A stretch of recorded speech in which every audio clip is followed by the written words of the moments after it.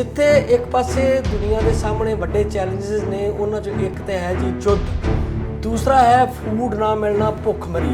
भुखमरी बहुत वड्डी पद्धर ते भुखमरी पिछले दिन डॉक्टर कवलजीत कौर होरां ने भारत के संबंध में भुखमरी की काफ़ी लंबी चौड़ी साडे नाल गल कीती सी। भुखमरी अपने आप दे विच एक एडा वड्डा पोल्यूशन पैदा करती है कि दुनिया हैरान है कि असी इहदा की करिए, इहदा इलाज की हो। और मैनू ये भी पता है कि जे जिहड़े जिहड़े वो विकसित मुल्क कह लो, अमेरिका, कैनेडा या यूरोप है या इंग्लैंड है, बाकी भी आस्ट्रेलिया, इन्हें ना गिन सकते हैं, वो सारे ने सारे सुहेत नहीं हैगे इस पोल्यूशन की बाबत। गिल साहब, मैं बड़े गौर नाल इस मसले नूं पढ़िया ते इहदे ते विचार भी कीती है। मिसाल के तौर पर जिहड़े developing countries like India, Pakistan या फार ईस्ट दे विच जिहड़े मुल्क आ, उन्होंने जदों गल करदे या वो UN दे विच बैठ के पोल्यूशन के उत्ते गल करदे तो वो आप कह दिंदे आ, इंडिया का भी इहो स्टैंड सी कि जदों तुसीं विकसित हो रहे सी, इंडस्ट्रीयल रेवोल्यूशन आ रहा सी, तुसीं तां उहनूं ख्याल नहीं कीता।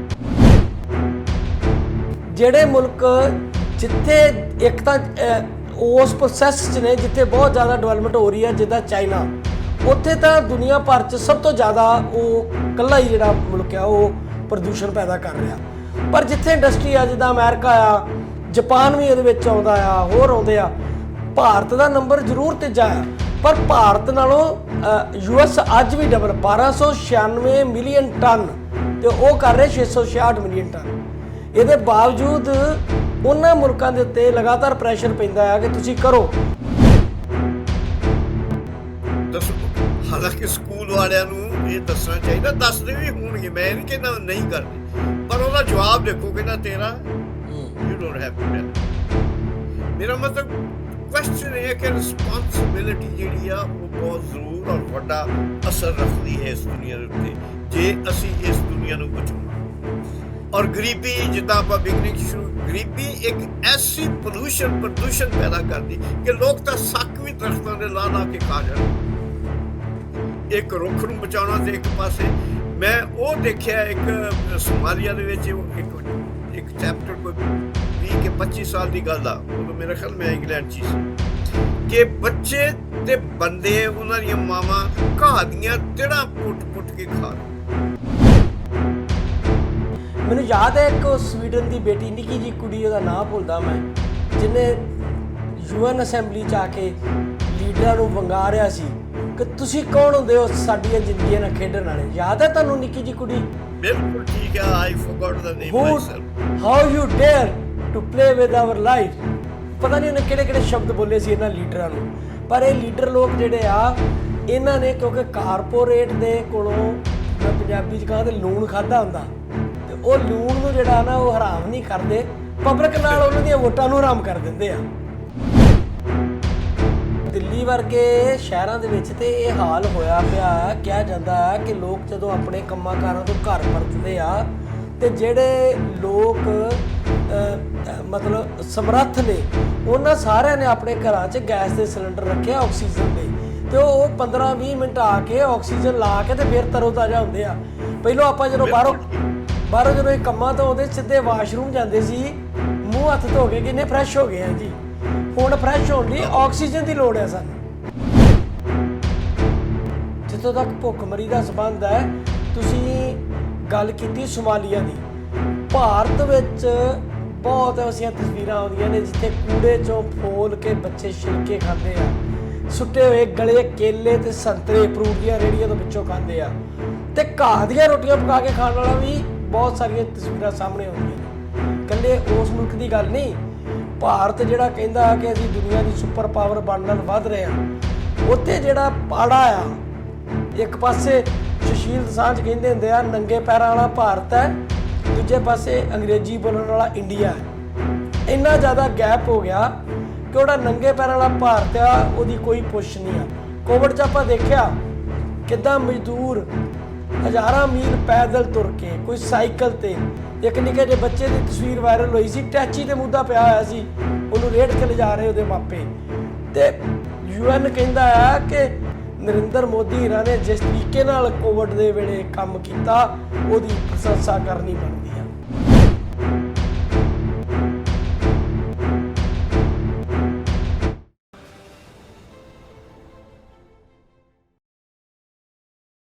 ਤੁਸੀਂ ਵੇਖ ਰਹੇ ਹੋ ਟੀਵੀ ਪੰਜਾਬੀ ਦੁਨੀਆ। ਮੇਰੀ ਧਰਤੀ ਮੇਰੇ ਲੋਕ ਸ਼ੋਅ ਲੈ ਕੇ ਅਸੀਂ ਤੁਹਾਡੀ ਸੇਵਾ 'ਚ ਹਾਜ਼ਰ ਹੋ ਗਏ ਜੀ। ਮੇਰੇ ਨਾਲ ਜੁੜ ਗਏ ਨੇ ਸਾਡੇ ਟੋਰਾਂਟੋ ਦੇ ਵਿਦਵਾਨ ਡਾਕਟਰ ਸੋਲਮਨ ਨਾਜ਼ਰੀ। ਉਹਨਾਂ ਨਾਲ ਅੱਜ ਇੱਕ ਅਸੀਂ ਵਿਸ਼ੇਸ਼ ਮੁੱਦੇ ਤੇ ਗੱਲਬਾਤ ਕਰਨ ਦਾ ਮਨ ਬਣਾਇਆ। ਮੁੱਦਾ ਹੈ, ਵੈਸੇ ਤਾਂ ਵੱਡੇ ਮੁੱਦਿਆਂ ਦੇ ਵਿੱਚ ਇਸ ਵੇਲੇ ਯੂਕਰੇਨ ਦੀ ਵਾਰ ਦਾ ਕਰਕੇ ਬਹੁਤ ਸਾਰੇ ਮਸਲੇ ਖੜੇ ਹੋਏ ਨੇ, ਜਿਨ੍ਹਾਂ ਦੇ ਵਿੱਚ ਇੱਕ ਤਾਂ ਜਿਹੜੀ ਵਾਰ ਹੈ, ਪਿੱਛੇ ਡਾਕਟਰ ਸਾਹਿਬ ਨੇ ਇੱਕ ਸੰਮੇਲਨ ਵੀ ਕਰਾਇਆ ਜਿਹੜੀ ਵਾਰ ਦੇ ਖਿਲਾਫ ਉਹਨਾਂ ਨੇ ਉੱਤੇ ਗੱਲਬਾਤ ਕੀਤੀ ਸੀਗੀ ਵਰਲਡ ਪੀਸ ਦੇ ਉੱਤੇ। ਤੇ ਜਿੱਥੇ ਇੱਕ ਪਾਸੇ ਦੁਨੀਆ ਦੇ ਸਾਹਮਣੇ ਵੱਡੇ ਚੈਲੰਜਸ ਨੇ, ਉਹਨਾਂ 'ਚੋਂ ਇੱਕ ਤਾਂ ਹੈ ਜੀ ਯੁੱਧ, ਦੂਸਰਾ ਹੈ ਫੂਡ ਨਾ ਮਿਲਣਾ, ਭੁੱਖਮਰੀ ਬਹੁਤ ਵੱਡੀ ਪੱਧਰ ਤੇ ਭੁੱਖਮਰੀ। ਪਿਛਲੇ ਦਿਨ ਡਾਕਟਰ ਕਵਲਜੀਤ ਕੌਰ ਰਾਣਾ ਨੇ ਭਾਰਤ ਦੇ ਸੰਬੰਧ ਵਿੱਚ ਭੁੱਖਮਰੀ ਦੀ ਕਾਫੀ ਲੰਬੀ ਚੌੜੀ ਸਾਡੇ ਨਾਲ ਗੱਲ ਕੀਤੀ ਸੀ। ਔਰ ਇਸ ਤੋਂ ਇਲਾਵਾ ਹੋਰ ਜਿਹੜੇ ਅਹਿਮ ਮੁੱਦੇ ਨੇ, ਉਹਨਾਂ 'ਚ ਇੱਕ ਮੁੱਦਾ ਹੈ ਵਾਤਾਵਰਣ ਦੀ ਤਬਦੀਲੀ ਦਾ। ਵਾਤਾਵਰਣ ਦੀ ਜਿਹੜੀ ਤਬਦੀਲੀ ਆ ਉਹ ਹਰ ਕੰਟਰੀ ਨੂੰ, ਭਾਵੇਂ ਉਹ ਗਰੀਬ ਹੈ ਅਮੀਰ ਹੈ, ਉਹਨੂੰ ਇਫੈਕਟ ਕਰਦੀ ਆ। ਪਰ ਇਹਦੇ ਬਾਵਜੂਦ ਬਹੁਤ ਸਾਰੀਆਂ ਸਮਿਟ ਇੱਥੇ ਹੋ ਗਈਆਂ, ਬਹੁਤ ਸਾਰੇ ਕੰਟਰੀਜ਼ ਇੱਥੇ ਵੱਧ ਚੜ੍ਹ ਕੇ ਹਿੱਸਾ ਵੀ ਲੈਂਦੇ ਨੇ, ਪਰ ਨਤੀਜਾ ਨਿਕਲਦਾ ਸਿਫਰ। ਪਿੱਛੇ ਇੱਕ ਜਦੋਂ ਟਰੰਪ ਸਾਹਿਬ ਦਾ ਜੇ ਦੌਰ ਸ਼ੁਰੂ ਨਹੀਂ ਸੀ ਹੋਇਆ ਤਾਂ ਪੈਰਿਸ 'ਚ ਇੱਕ ਟ੍ਰੀਟੀ ਹੋਈ ਸੀ ਕੁਝ ਮੁਲਕਾਂ ਦੀ। ਟਰੰਪ ਸਾਹਿਬ ਨੇ ਆਉਂਦੇ ਹੀ ਉਹ ਸਾਰੀਆਂ ਸੰਧੀਆਂ ਤੋੜ ਦਿੱਤੀਆਂ। ਇਸੇ ਤਰ੍ਹਾਂ ਹੀ ਹੋਰ ਬਹੁਤ ਸਾਰੇ ਮੁਲਕ ਅਜੇ ਆਨਾਕਾਨੀ ਕਰ ਰਹੇ ਨੇ ਕਿ ਜਿਹੜੀ ਕਾਰਬਨ ਦੀ ਐਮਿਸ਼ਨ ਹੈ ਉਹਨੂੰ ਅਸੀਂ ਨਹੀਂ ਘਟਾ ਸਕਦੇ। ਉਹਦੇ ਬਹੁਤ ਸਾਰੇ ਤਰਕ ਦਿੱਤੇ ਜਾਂਦੇ, ਉਹ ਡਾਕਟਰ ਸਾਹਿਬ ਕੋਲ ਜਾਣਨ ਦੀ ਕੋਸ਼ਿਸ਼ ਕਰਾਂਗੇ। ਸੋ ਆਪਣੇ ਦਰਸ਼ਕਾਂ ਦੇ ਨਾਲ ਨਾਲ ਡਾਕਟਰ ਸੋਲਮਨ ਨਾਜ਼ਰਾਂ ਦਾ ਸਵਾਗਤ ਕਰਦੇ ਹਾਂ। ਡਾਕਟਰ ਸਾਹਿਬ ਜੀ ਆਇਆਂ ਨੂੰ। ਗਿਲ ਸਾਹਿਬ ਜੀ ਬਹੁਤ ਬਹੁਤ ਧੰਨਵਾਦ। ਕਾਫੀ ਦਿਨ ਹੋ ਗਏ, 2-3 ਹਫ਼ਤੇ ਗੁਜ਼ਰ ਗਏ, ਮੈਂ ਵੀ ਜ਼ਰਾ ਬਿਜ਼ੀ ਸੀ ਜੀ, ਆਪਣੀ ਕੋਈ ਗੱਲਬਾਤ ਨਹੀਂ ਹੋਈ। ਤੇ ਬਹੁਤ ਸੋਹਣਾ ਮੁੱਦਾ ਤੁਸੀਂ ਚੁਣਿਆ। ਬਹੁਤ ਸਾਰੇ ਜਿੰਨੇ ਸਰੋਤੇ ਆਪਣੇ ਨਾਲ ਜੁੜ ਰਹੇ ਆ ਉਹਨਾਂ ਨੂੰ ਵੀ ਬਹੁਤ ਬਹੁਤ ਸਤਿ ਸ੍ਰੀ ਅਕਾਲ।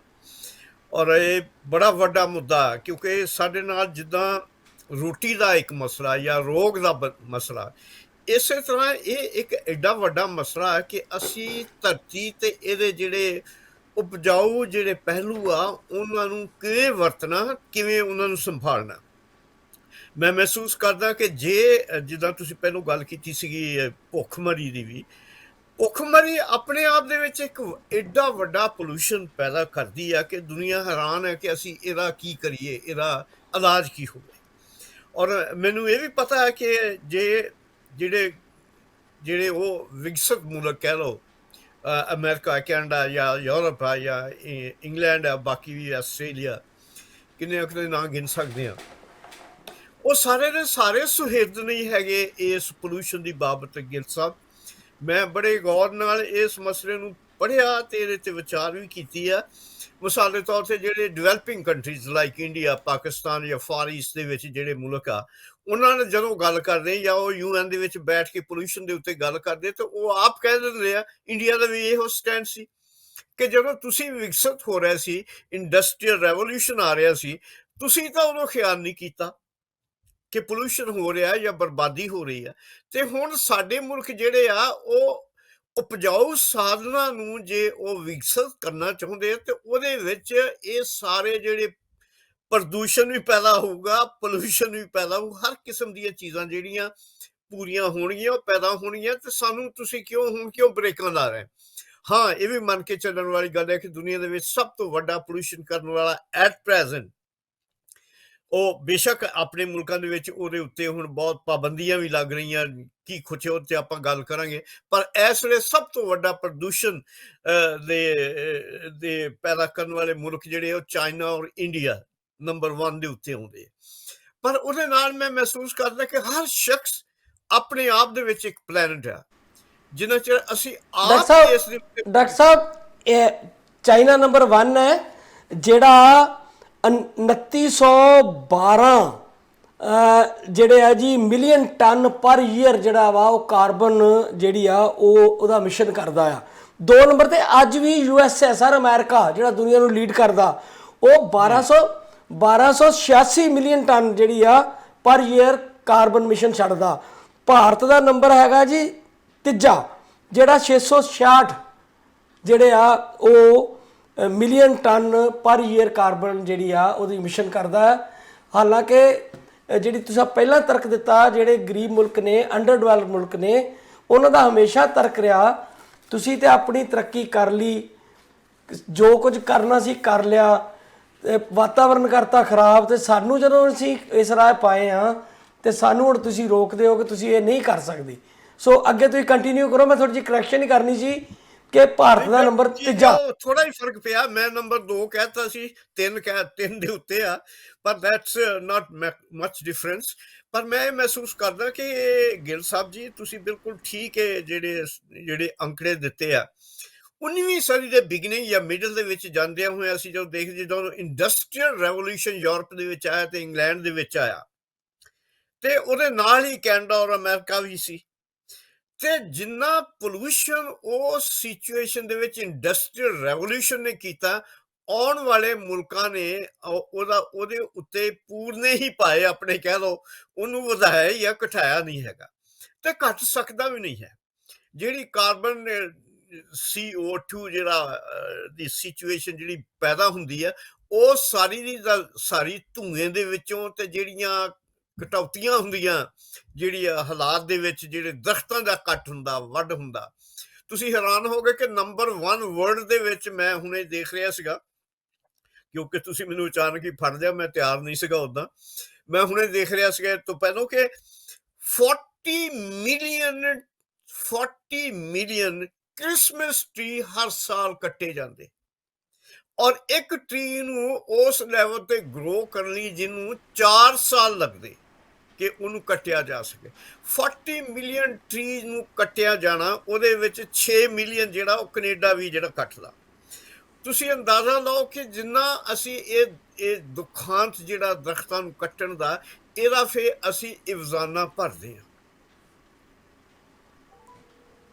ਜੀ ਜੀ ਡਾਕਟਰ ਸਾਹਿਬ, ਬਿਲਕੁਲ। ਮੈਂ ਕਹਿ ਰਿਹਾ ਸੀਗਾ ਕਿ ਜਿਹੜਾ ਤਰਕ ਦਿੱਤਾ ਜਾਂਦਾ ਜਦੋਂ ਵੱਡੀਆਂ ਵੱਡੀਆਂ ਸਮਿਟ ਹੁੰਦੀਆਂ ਨੇ, ਉਹਦੇ ਵਿੱਚ ਇਹ ਤਰਕ ਦਿੱਤਾ ਜਾਂਦਾ ਹੈ ਕਿ ਜਿਹੜੇ ਕੰਟਰੀ, ਵੇਖੋ ਅੱਜ ਵੀ ਜਦੋਂ ਮੈਂ ਤੁਹਾਡੇ ਨਾਲ ਗੱਲ ਕਰ ਰਿਹਾ ਸੀ, ਦੇਖ ਰਿਹਾ ਸੀਗਾ ਜਿਹੜੇ ਮੁਲਕ ਜਿੱਥੇ ਇੱਕ ਤਾਂ ਉਸ ਪ੍ਰੋਸੈਸ 'ਚ ਨੇ ਜਿੱਥੇ ਬਹੁਤ ਜ਼ਿਆਦਾ ਡਿਵੈਲਪਮੈਂਟ ਹੋ ਰਹੀ ਹੈ, ਜਿੱਦਾਂ ਚਾਈਨਾ, ਉੱਥੇ ਤਾਂ ਦੁਨੀਆ ਭਰ 'ਚ ਸਭ ਤੋਂ ਜ਼ਿਆਦਾ ਉਹ ਇਕੱਲਾ ਹੀ ਜਿਹੜਾ ਮੁਲਕ ਆ ਉਹ ਪ੍ਰਦੂਸ਼ਣ ਪੈਦਾ ਕਰ ਰਿਹਾ। ਪਰ ਜਿੱਥੇ ਇੰਡਸਟਰੀ ਆ, ਜਿੱਦਾਂ ਅਮਰੀਕਾ ਆ, ਜਾਪਾਨ ਵੀ ਇਹਦੇ ਵਿੱਚ ਆਉਂਦਾ ਆ, ਹੋਰ ਆਉਂਦੇ ਆ, ਭਾਰਤ ਦਾ ਨੰਬਰ ਜ਼ਰੂਰ ਤੀਜਾ ਆ। ਪਰ ਭਾਰਤ ਨਾਲੋਂ US ਅੱਜ ਵੀ ਡਬਲ, 1296 ਮਿਲੀਅਨ ਟਨ, ਤੇ ਉਹ ਕਰ ਰਹੇ 666 ਮਿਲੀਅਨ ਟਨ। ਇਹਦੇ ਬਾਵਜੂਦ ਉਹਨਾਂ ਮੁਲਕਾਂ ਦੇ ਉੱਤੇ ਲਗਾਤਾਰ ਪ੍ਰੈਸ਼ਰ ਪੈਂਦਾ ਆ ਕਿ ਤੁਸੀਂ ਕਰੋ, ਤੇ ਉਹ ਆਨਾਕਾਨੀ ਕਰੀ ਜਾਂਦੇ ਆ। ਪਰ ਜਦੋਂ ਸਿੱਟੇ ਭੁਗਤਣੇ ਪੈਂਦੇ ਆ, ਉਦੋਂ ਫਿਰ ਕੁਦਰਤ ਜਾਂ এনवायरमेंट ਇਹ ਨਹੀਂ ਵੇਖਦਾ ਕਿ ਕੌਣ ਅਮੀਰ ਹੈ ਕੌਣ ਗਰੀਬ ਹੈ। ਆਪਾਂ ਪਾਕਿਸਤਾਨ ਦੀ ਹਾਲਾਤ ਹੁਣੇ ਵੇਖੇ, UN 'ਚ ਬੜੀ ਡਿਸਕਸ਼ਨ ਹੋਈ ਆ ਕਿ ਪਾਕਿਸਤਾਨ 'ਚ ਜਿਹੜੇ ਫਲੱਡ ਆਏ ਆ ਉਹ ਗਲੋਬਲ ਵਾਰਮਿੰਗ ਕਰਕੇ ਆਏ ਆ, ਉੱਤੇ ਬੜੀ ਚਰਚਾ ਹੋਈ। ਤੇ ਔਰ ਜਿਹੜਾ ਪਾਕਿਸਤਾਨ ਹੈ, ਉਹਦੇ ਪ੍ਰਾਈਮ ਮਿਨਿਸਟਰ ਨੂੰ ਮੈਂ ਸੁਣਿਆ ਬੋਲਦੇ ਆ ਕਿ ਜਿਹੜੇ ਮੁਲਕ ਇਹਦੇ ਲਈ ਦੋਸ਼ੀ ਆ, ਉਹਨਾਂ ਦਾ ਫਰਜ਼ ਬਣਦਾ ਕਿ ਉਹ ਪਾਕਿਸਤਾਨ ਦੀ ਬਾਂਹ ਫੜਨ, ਕਿਉਂਕਿ ਉਹ ਸਾਡੇ ਕਰਕੇ ਨਹੀਂ ਹੋਇਆ ਸਾਰਾ ਕੁਝ। ਜੇ ਸਾਡਾ ਨੁਕਸਾਨ ਹੋਇਆ ਤੇ ਉਹਦੀ ਪੂਰਤੀ UN ਨੂੰ ਕਰਾਵੇ, ਉਹਨਾਂ ਮੁਲਕਾਂ ਕੋ ਜਿਹੜੇ ਬਾਰ-ਬਾਰ ਮੀਟਿੰਗਾਂ ਕਰਕੇ ਵੀ ਆਪਣੇ ਹੱਥ ਤੇ ਕਾਇਮ ਨੇ ਕਿ ਅਸੀਂ ਤਾਂ ਕਰਾਂਗੇ ਜੀ ਪ੍ਰਦੂਸ਼ਣ। ਸੋ ਇਹਨਾਂ ਹਾਲਾਤਾਂ 'ਚ ਮਤਲਬ ਜਿਹੜੇ ਮਾੜੇ ਗਰੀਬ ਮੁਲਕ ਆ, ਉਹਨਾਂ ਦੀ ਬਹੁਤ ਦੁਰਗਤ ਹੋ ਰਹੀ ਆ। ਦੇਖੋ ਜੀ, ਉਹਦੀ ਵਜ੍ਹਾ ਉਹ ਐਸੇ ਹਾਲਾਤ ਵਿੱਚ ਦੀ ਲੰਘ ਰਿਹਾ ਜਿੱਥੇ ਅਸੀਂ ਕਹਿ ਸਕਦੇ ਕਿ ਉਹਨਾਂ ਦਾ ਕਸੂਰ ਵੀ ਨਹੀਂ ਹੈ। ਮਿਸਾਲ ਦੇ ਤੌਰ ਤੇ ਇੱਕ ਵਰਡ ਆਉਂਦਾ ਅੰਗਰੇਜ਼ੀ 'ਚ, ਮੈਂ ਇੱਥੇ ਲਿਖਿਆ ਸੀਗਾ, ਜੇ ਮੈਨੂੰ ਮਿਲ ਗਿਆ, ਤੇ ਉਹ ਆਖਦਾ, ਕਹਿੰਦਾ ਜਿਹੜਾ human transference of their bodies, of their work and eating habits, ਉਹ ਇੰਨੀਆਂ ਤਬਦੀਲ ਹੋਈਆਂ ਕਿ ਇਨਸਾਨ ਨੇ ਆਪ ਵੀ ਪ੍ਰਦੂਸ਼ਣ ਕੀਤਾ ਖਾਣ ਪੀਣ ਦੇ ਵਿੱਚ ਵੀ। ਮਿਸਾਲ ਦੇ ਤੌਰ ਤੇ ਉਹ ਵਕਤ ਸੀ ਜਦੋਂ ਮੈਂ ਛੋਟਾ ਸੀ, ਮੈਂ ਅੱਜ ਚੌਥੇ ਤੁਸੀਂ ਕਹਿ ਲਓ ਕੁਆਰਟਰ ਦੇ ਵਿੱਚ ਇਸ ਸੈਂਚੁਰੀ 'ਚ ਪਹੁੰਚ ਰਿਹਾ। ਮੈਂ ਇਸ ਸਾਲ 25 ਦਸੰਬਰ ਨੂੰ 84 ਸਾਲ ਕੰਪਲੀਟ ਕਰ ਲੈਣੇ। ਔਰ ਮੈਂ ਉਹ ਵੀ ਵਕਤ, ਇਹ ਹੁਣ ਬਹੁਤ ਵੱਡਾ ਟਾਈਮ ਹੁੰਦਾ, ਜਦੋਂ ਮੈਂ ਹਿੰਦੁਸਤਾਨ ਦੇ ਵਿੱਚ ਸੀ ਤਾਂ ਮੈਂ ਦੇਖਿਆ ਕਿ ਸਾਡੇ ਜਿਹੜੇ 4 ਖੇਤ ਸੀ ਉਹ ਬਿਲਕੁਲ ਦਰਿਆ ਸਤਲੁਜ ਦੇ ਉੱਤੇ ਸੀ, ਤੇ ਜਦੋਂ ਅਸੀਂ ਪਸ਼ੂ ਚਾਰਦੇ ਹੁੰਦੇ ਸੀ, ਕਰਦੇ ਸੀ, ਪਾਣੀ ਸਤਲੁਜ ਦੇ ਵਿੱਚ ਬਿਲਕੁਲ ਸਾਫ਼ ਸੁਥਰਾ ਪਾਣੀ ਜਿਹੜਾ ਉਹ ਪੀਂਦੇ ਰਹੇ। ਇਸ ਵੇਲੇ ਜੇ ਤੁਸੀਂ ਉਹਦੇ ਵਿੱਚ ਦੀ ਨੰਗੀਆਂ ਲੱਤਾਂ ਕਰਕੇ ਲੰਘ ਗਏ ਤੇ ਤੁਹਾਡੇ ਖੁਰਕ ਪੈ ਜੂ। ਇਸ ਵੇਲੇ ਜਿੰਨਾ ਪ੍ਰਦੂਸ਼ਣ ਜਾਂ ਕਾਲਾ ਜਿਹੜਾ ਲੁਧਿਆਣਾ ਆਪਣਾ ਪੈਂਦਾ, ਕਿ ਜਿਹੜਾ ਉਹਦਾ ਐਗਜ਼ੌਸਟ ਇੰਡਸਟਰੀਜ਼ ਦਾ ਜਿਹੜਾ ਪ੍ਰਦੂਸ਼ਣ ਜਿਹੜਾ ਉਹਦੇ ਵਿੱਚੋਂ ਗੰਦ ਪੈਦਾ ਹੁੰਦਾ, ਸਾਰੇ ਦਾ ਸਾਰਾ ਐਸਿਡ ਜਿਹੜਾ ਅਸੀਂ ਉਹ ਸਤਲੁਜ ਦਰਿਆ ਵਿੱਚ ਸਿੱਟ ਰਹੇ। ਉਹਦੇ ਨਾਲ ਇਹ ਆ ਕਿ ਮੱਛੀਆਂ ਤੇ ਜਿਹੜੀ ਇਕੋਲੋਜੀ ਸੀ ਸਾਰੀ ਦੀ ਸਾਰੀ ਬਰਬਾਦ ਹੋ ਗਈ। ਇਹ ਸਿਰਫ ਇੱਕ ਮੁਲਕ ਦਾ ਜਾਂ ਪਾਕਿਸਤਾਨ ਦਾ ਝਗੜਾ ਨਹੀਂ ਹੈਗਾ, ਸਾਰੀ ਵਰਲਡ ਦੇ ਵਿੱਚ ਤਰੱਕੀ ਤਾਂ ਇੱਕ ਪਾਸੇ ਹੋ ਰਹੀ ਅਸੀਂ ਕਹਿ ਰਹੇ ਹਾਂ, ਪਰ ਉਹਦੇ ਨਾਲ ਹੁਣ ਜਿਹੜੀਆਂ ਚੀਜ਼ਾਂ ਮਿਸਾਲ ਦੇ ਤੌਰ ਤੇ ਮੇਰਾ ਖਿਆਲ ਹੈ ਜੇ ਕਦੀ ਇੱਕ ਕਾਰ ਜੇ ਜਾਂ ਦੋ ਕਾਰਾਂ ਜੇ ਸ਼ਾਹਕੋਟ ਵਿੱਚ ਜੀ ਲੰਘ ਜਾਂਦੀਆਂ ਸੀ ਤਾਂ ਅਸੀਂ ਕਹਿੰਦੇ ਸੀ ਅਸੀਂ ਦੋ ਕਾਰਾਂ ਵੇਖੀਆਂ। ਇਸ ਵੇਲੇ ਉਹ ਕਿਹੜਾ ਘਰ ਹੈ ਜਿਨ੍ਹਾਂ ਦੇ ਵਿੱਚ ਕਾਰ ਨਹੀਂ ਖੜੀ, ਜਾਂ ਮੋਟਰਸਾਈਕਲ ਤਾਂ ਕਮ ਸੇ ਕਮ ਹੋਣਾ ਹੀ ਆ। ਹੁਣ ਉਹ ਜਿਹੜਾ ਧੂੰਆਂ ਤੁਸੀਂ ਅੰਦਾਜ਼ਾ ਲਾਓ ਕਿ 8200 8200 ਫਲਾਈਟਸ ਹਰ ਰੋਜ਼ ਹਵਾ ਦੇ ਵਿੱਚ, ਪਤਾ ਨਹੀਂ ਮੈਂ ਕਹਿ ਨਹੀਂ ਸਕਦਾ, ਕਹਿੰਦੇ ਕਿ ਅਸੀਂ ਐਸਟੀਮੇਟ ਨਹੀਂ ਲਾ ਸਕਦੇ, ਗੂਗਲ ਬਾਬਾ ਕਹਿੰਦਾ ਕਿ ਕਿੰਨੇ ਕੁ ਟਨ ਪ੍ਰਦੂਸ਼ਣ ਜਾਂ ਉਹ ਜਿਹੜਾ ਧੂੰਆਂ ਜਿਹੜਾ ਉਹ ਹਵਾ ਦੇ ਵਿੱਚ ਸਿੱਟਦਾ। ਤੇ ਇਹਨਾਂ ਦੇ ਸਿੱਟੇ ਜਿਹੜੇ ਆ ਉਹ ਤੁਸੀਂ ਤਾਂ ਮੈਂ ਭੁਗਤਣੇ ਆ, ਉਹ ਇਸ ਕਿਸਮ ਦੀਆਂ ਬਿਮਾਰੀਆਂ ਪੈਦਾ ਹੋ ਰਹੀਆਂ। ਤੁਸੀਂ ਹੈਰਾਨ ਹੋ ਗਏ ਸੁਣ ਕੇ ਕਿ ਆ ਹੁਣ ਜਿਹੜਾ ਆਪਾਂ ਜਿਹੜਾ ਹੁਣ ਜਿੰਨਾ ਹੁਣ ਸਹਾਰ ਕੇ ਹਟੇ ਆ ਦੁਖਾਂ ਤੇ ਜਿਹੜਾ ਵਰਲਡ ਲੈਵਲ ਤੇ ਐਪੀਡੈਮਿਕ ਆਇਆ, ਉਹ ਦੁਬਾਰਾ ਫੇਰ ਆ ਰਿਹਾ। ਅੱਜ ਦੇ ਡਾਕਟਰਾਂ ਦੀ ਇਹ ਸਟੇਟਮੈਂਟ ਸੀ ਕਿ ਸਾਨੂੰ ਫੇਰ ਮੁੜ ਕੇ ਮਾਸਕ ਜਿਹੜੇ ਉਹ ਲਾਉਣੇ ਪੈਣਗੇ, ਕਿਉਂਕਿ ਕੋਵਿਡ-19 ਜਿਹੜਾ ਉਹਦੇ ਨਾਲ ਮਰੀਜ਼ ਜਿਹੜੇ ਉਹ ਬਹੁਤ ਵੱਧ ਰਹੇ। ਤੇ ਜੇ ਇਸੇ ਤਰ੍ਹਾਂ ਹੀ ਚੱਲਦੇ ਰਹੇ, ਇਹਦੀਆਂ ਹੋਰ ਬਿਮਾਰੀਆਂ ਨਿਕਲਦੀਆਂ ਰਹੀਆਂ, ਅੱਜ ਸਾਰੇ ਬੱਚੇ ਆਪਣੇ ਦੇ ਆਪਣੇ, ਤੁਸੀਂ ਵੀ ਥੋੜਾ ਜਿਹਾ ਗੱਲ ਲੈ ਕੇ ਗੱਲ ਤੁਹਾਡਾ ਖਰਾਬ ਹੋਇਆ, ਸਾਰੇ ਬੱਚੇ ਤੇ ਆਦਮੀ ਜਿਹੜੇ ਸਾਰੇ ਜਿਹੜੇ ਹੈਗੇ ਆ ਉਹ ਐਸੇ ਫਲੂ ਦੇ ਵਿੱਚ ਦੀ ਵੀ ਲੰਘ ਰਹੇ, ਜਿੱਥੇ ਇਹ ਬਿਮਾਰੀਆਂ ਜਿਹੜੀਆਂ ਇਹ ਐਸਾ ਰੋਗ ਬਣ ਰਿਹਾ ਜਿਹਦਾ ਸਾਡੇ ਕੋਲ ਇਲਾਜ ਹੀ ਨਹੀਂ ਹੈਗਾ। ਤੇ ਇਹ ਜੇ ਇਸੇ ਤਰ੍ਹਾਂ ਬਣਦਾ ਰਿਹਾ ਤੇ ਸਾਡੇ ਕੋਲ ਤਾਂ ਹਵਾ ਨਹੀਂ ਰਹਿ ਜਾਣੀ। ਤੁਸੀਂ ਹੈਰਾਨ ਹੋਗੇ, ਕੈਨੇਡਾ ਦਾ ਮੈਂ ਕਹੂੰਗਾ ਜਿੱਥੇ ਅਸੀਂ ਰਹਿ ਰਹੇ ਹਾਂ ਐਟ ਪ੍ਰੈਜ਼ੈਂਟ, ਕੈਨੇਡਾ ਦਾ ਜਿਹੜਾ ਉਹ ਇੱਕ ਸਟੈਟਿਸਟਿਕਸ ਹੈ ਜਿਹੜੇ ਉਹ ਕਹਿੰਦੇ ਕਿ 1% ਜਿਹੜੀ ਹੀਟ ਆ ਹਰ ਸਾਲ ਕੈਨੇਡਾ ਦੀ ਵੱਧਦੀ ਜਾ ਰਹੀ। ਤੇ ਜਿਸ ਤਰ੍ਹਾਂ ਗਲੇਸ਼ੀਅਰਸ ਜਿਹੜੇ ਉੱਪਰੋਂ ਬਰਫ਼ ਦੇ ਪਹਾੜ ਹੈ ਉਹ ਪਿਘਲ ਕੇ ਆ ਰਹੇ, ਤੁਸੀਂ ਹੈਰਾਨ ਹੋਗੇ ਕਿ ਸਾਊਥ ਦੇ ਵਿੱਚ ਕਈ ਜਜ਼ੀਰੇ ਛੋਟੇ ਛੋਟੇ ਆਈਲੈਂਡ ਜਿਹੜੇ ਡੁੱਬ ਗਏ। ਤੇ ਇਹਦਾ ਮਤਲਬ ਇਹ ਆ ਕਿ ਇਹ ਚੀਜ਼ਾਂ ਜਾਂ ਤਾਂ ਸਾਡੇ ਕੰਟਰੋਲ 'ਚ ਨਹੀਂ, ਇਹ ਹੋਣੀਆਂ ਲਾਜ਼ਮੀ ਸੀ। ਕੁਝ ਸਾਇੰਟਿਸਟ ਇਹ ਵੀ ਕਹਿੰਦੇ ਨਹੀਂ ਜੀ ਤੁਸੀਂ ਠੀਕ ਹੈ ਹੋ ਰਿਹਾ, ਪਰ ਇੰਨਾ ਤੁਸੀਂ ਨਾ ਡਰੋ, ਕਿਉਂਕਿ ਕੁਦਰਤ ਆਪਣੇ ਆਪ ਦੇ ਵਿੱਚ ਬੈਲੈਂਸ ਰੱਖਦੀ ਹੈ। ਤੇ ਜੇ ਬੈਲੈਂਸ ਰੱਖਦੀ ਤਾਂ ਬੈਲੈਂਸ ਕਰਨ ਦੀ ਮਿਸਾਲ ਦੇ ਤੌਰ ਤੇ ਤੁਸੀਂ ਪਾਕਿਸਤਾਨ ਦੀ ਮਿਸਾਲ ਦਿੱਤੀ ਸੀ। ਪਾਕਿਸਤਾਨ ਦੇ ਵਿੱਚ ਇੰਨੇ ਫਲੱਡ ਆਇਆ, ਠੀਕ ਹੈ ਉਹਨੂੰ ਸਾਫ਼ ਤਾਂ ਕੀਤਾ, ਪਰ ਸਾਫ਼ ਦੇ ਨਾਲ ਸਾਨੂੰ ਕੀਮਤ ਵੀ ਦੇਣੀ ਪਈ। ਸਫਾਈ ਤਾਂ ਹੋ ਗਈ ਹੈ, ਪਰ ਹੁਣ ਜੇ ਇਹ ਬਿਮਾਰੀਆਂ ਇਸੇ ਤਰ੍ਹਾਂ ਵੱਧਦੀਆਂ ਰਹੀਆਂ ਤੇ ਅਸੀਂ ਕੰਟਰੋਲ ਨਾ ਕੀਤਾ।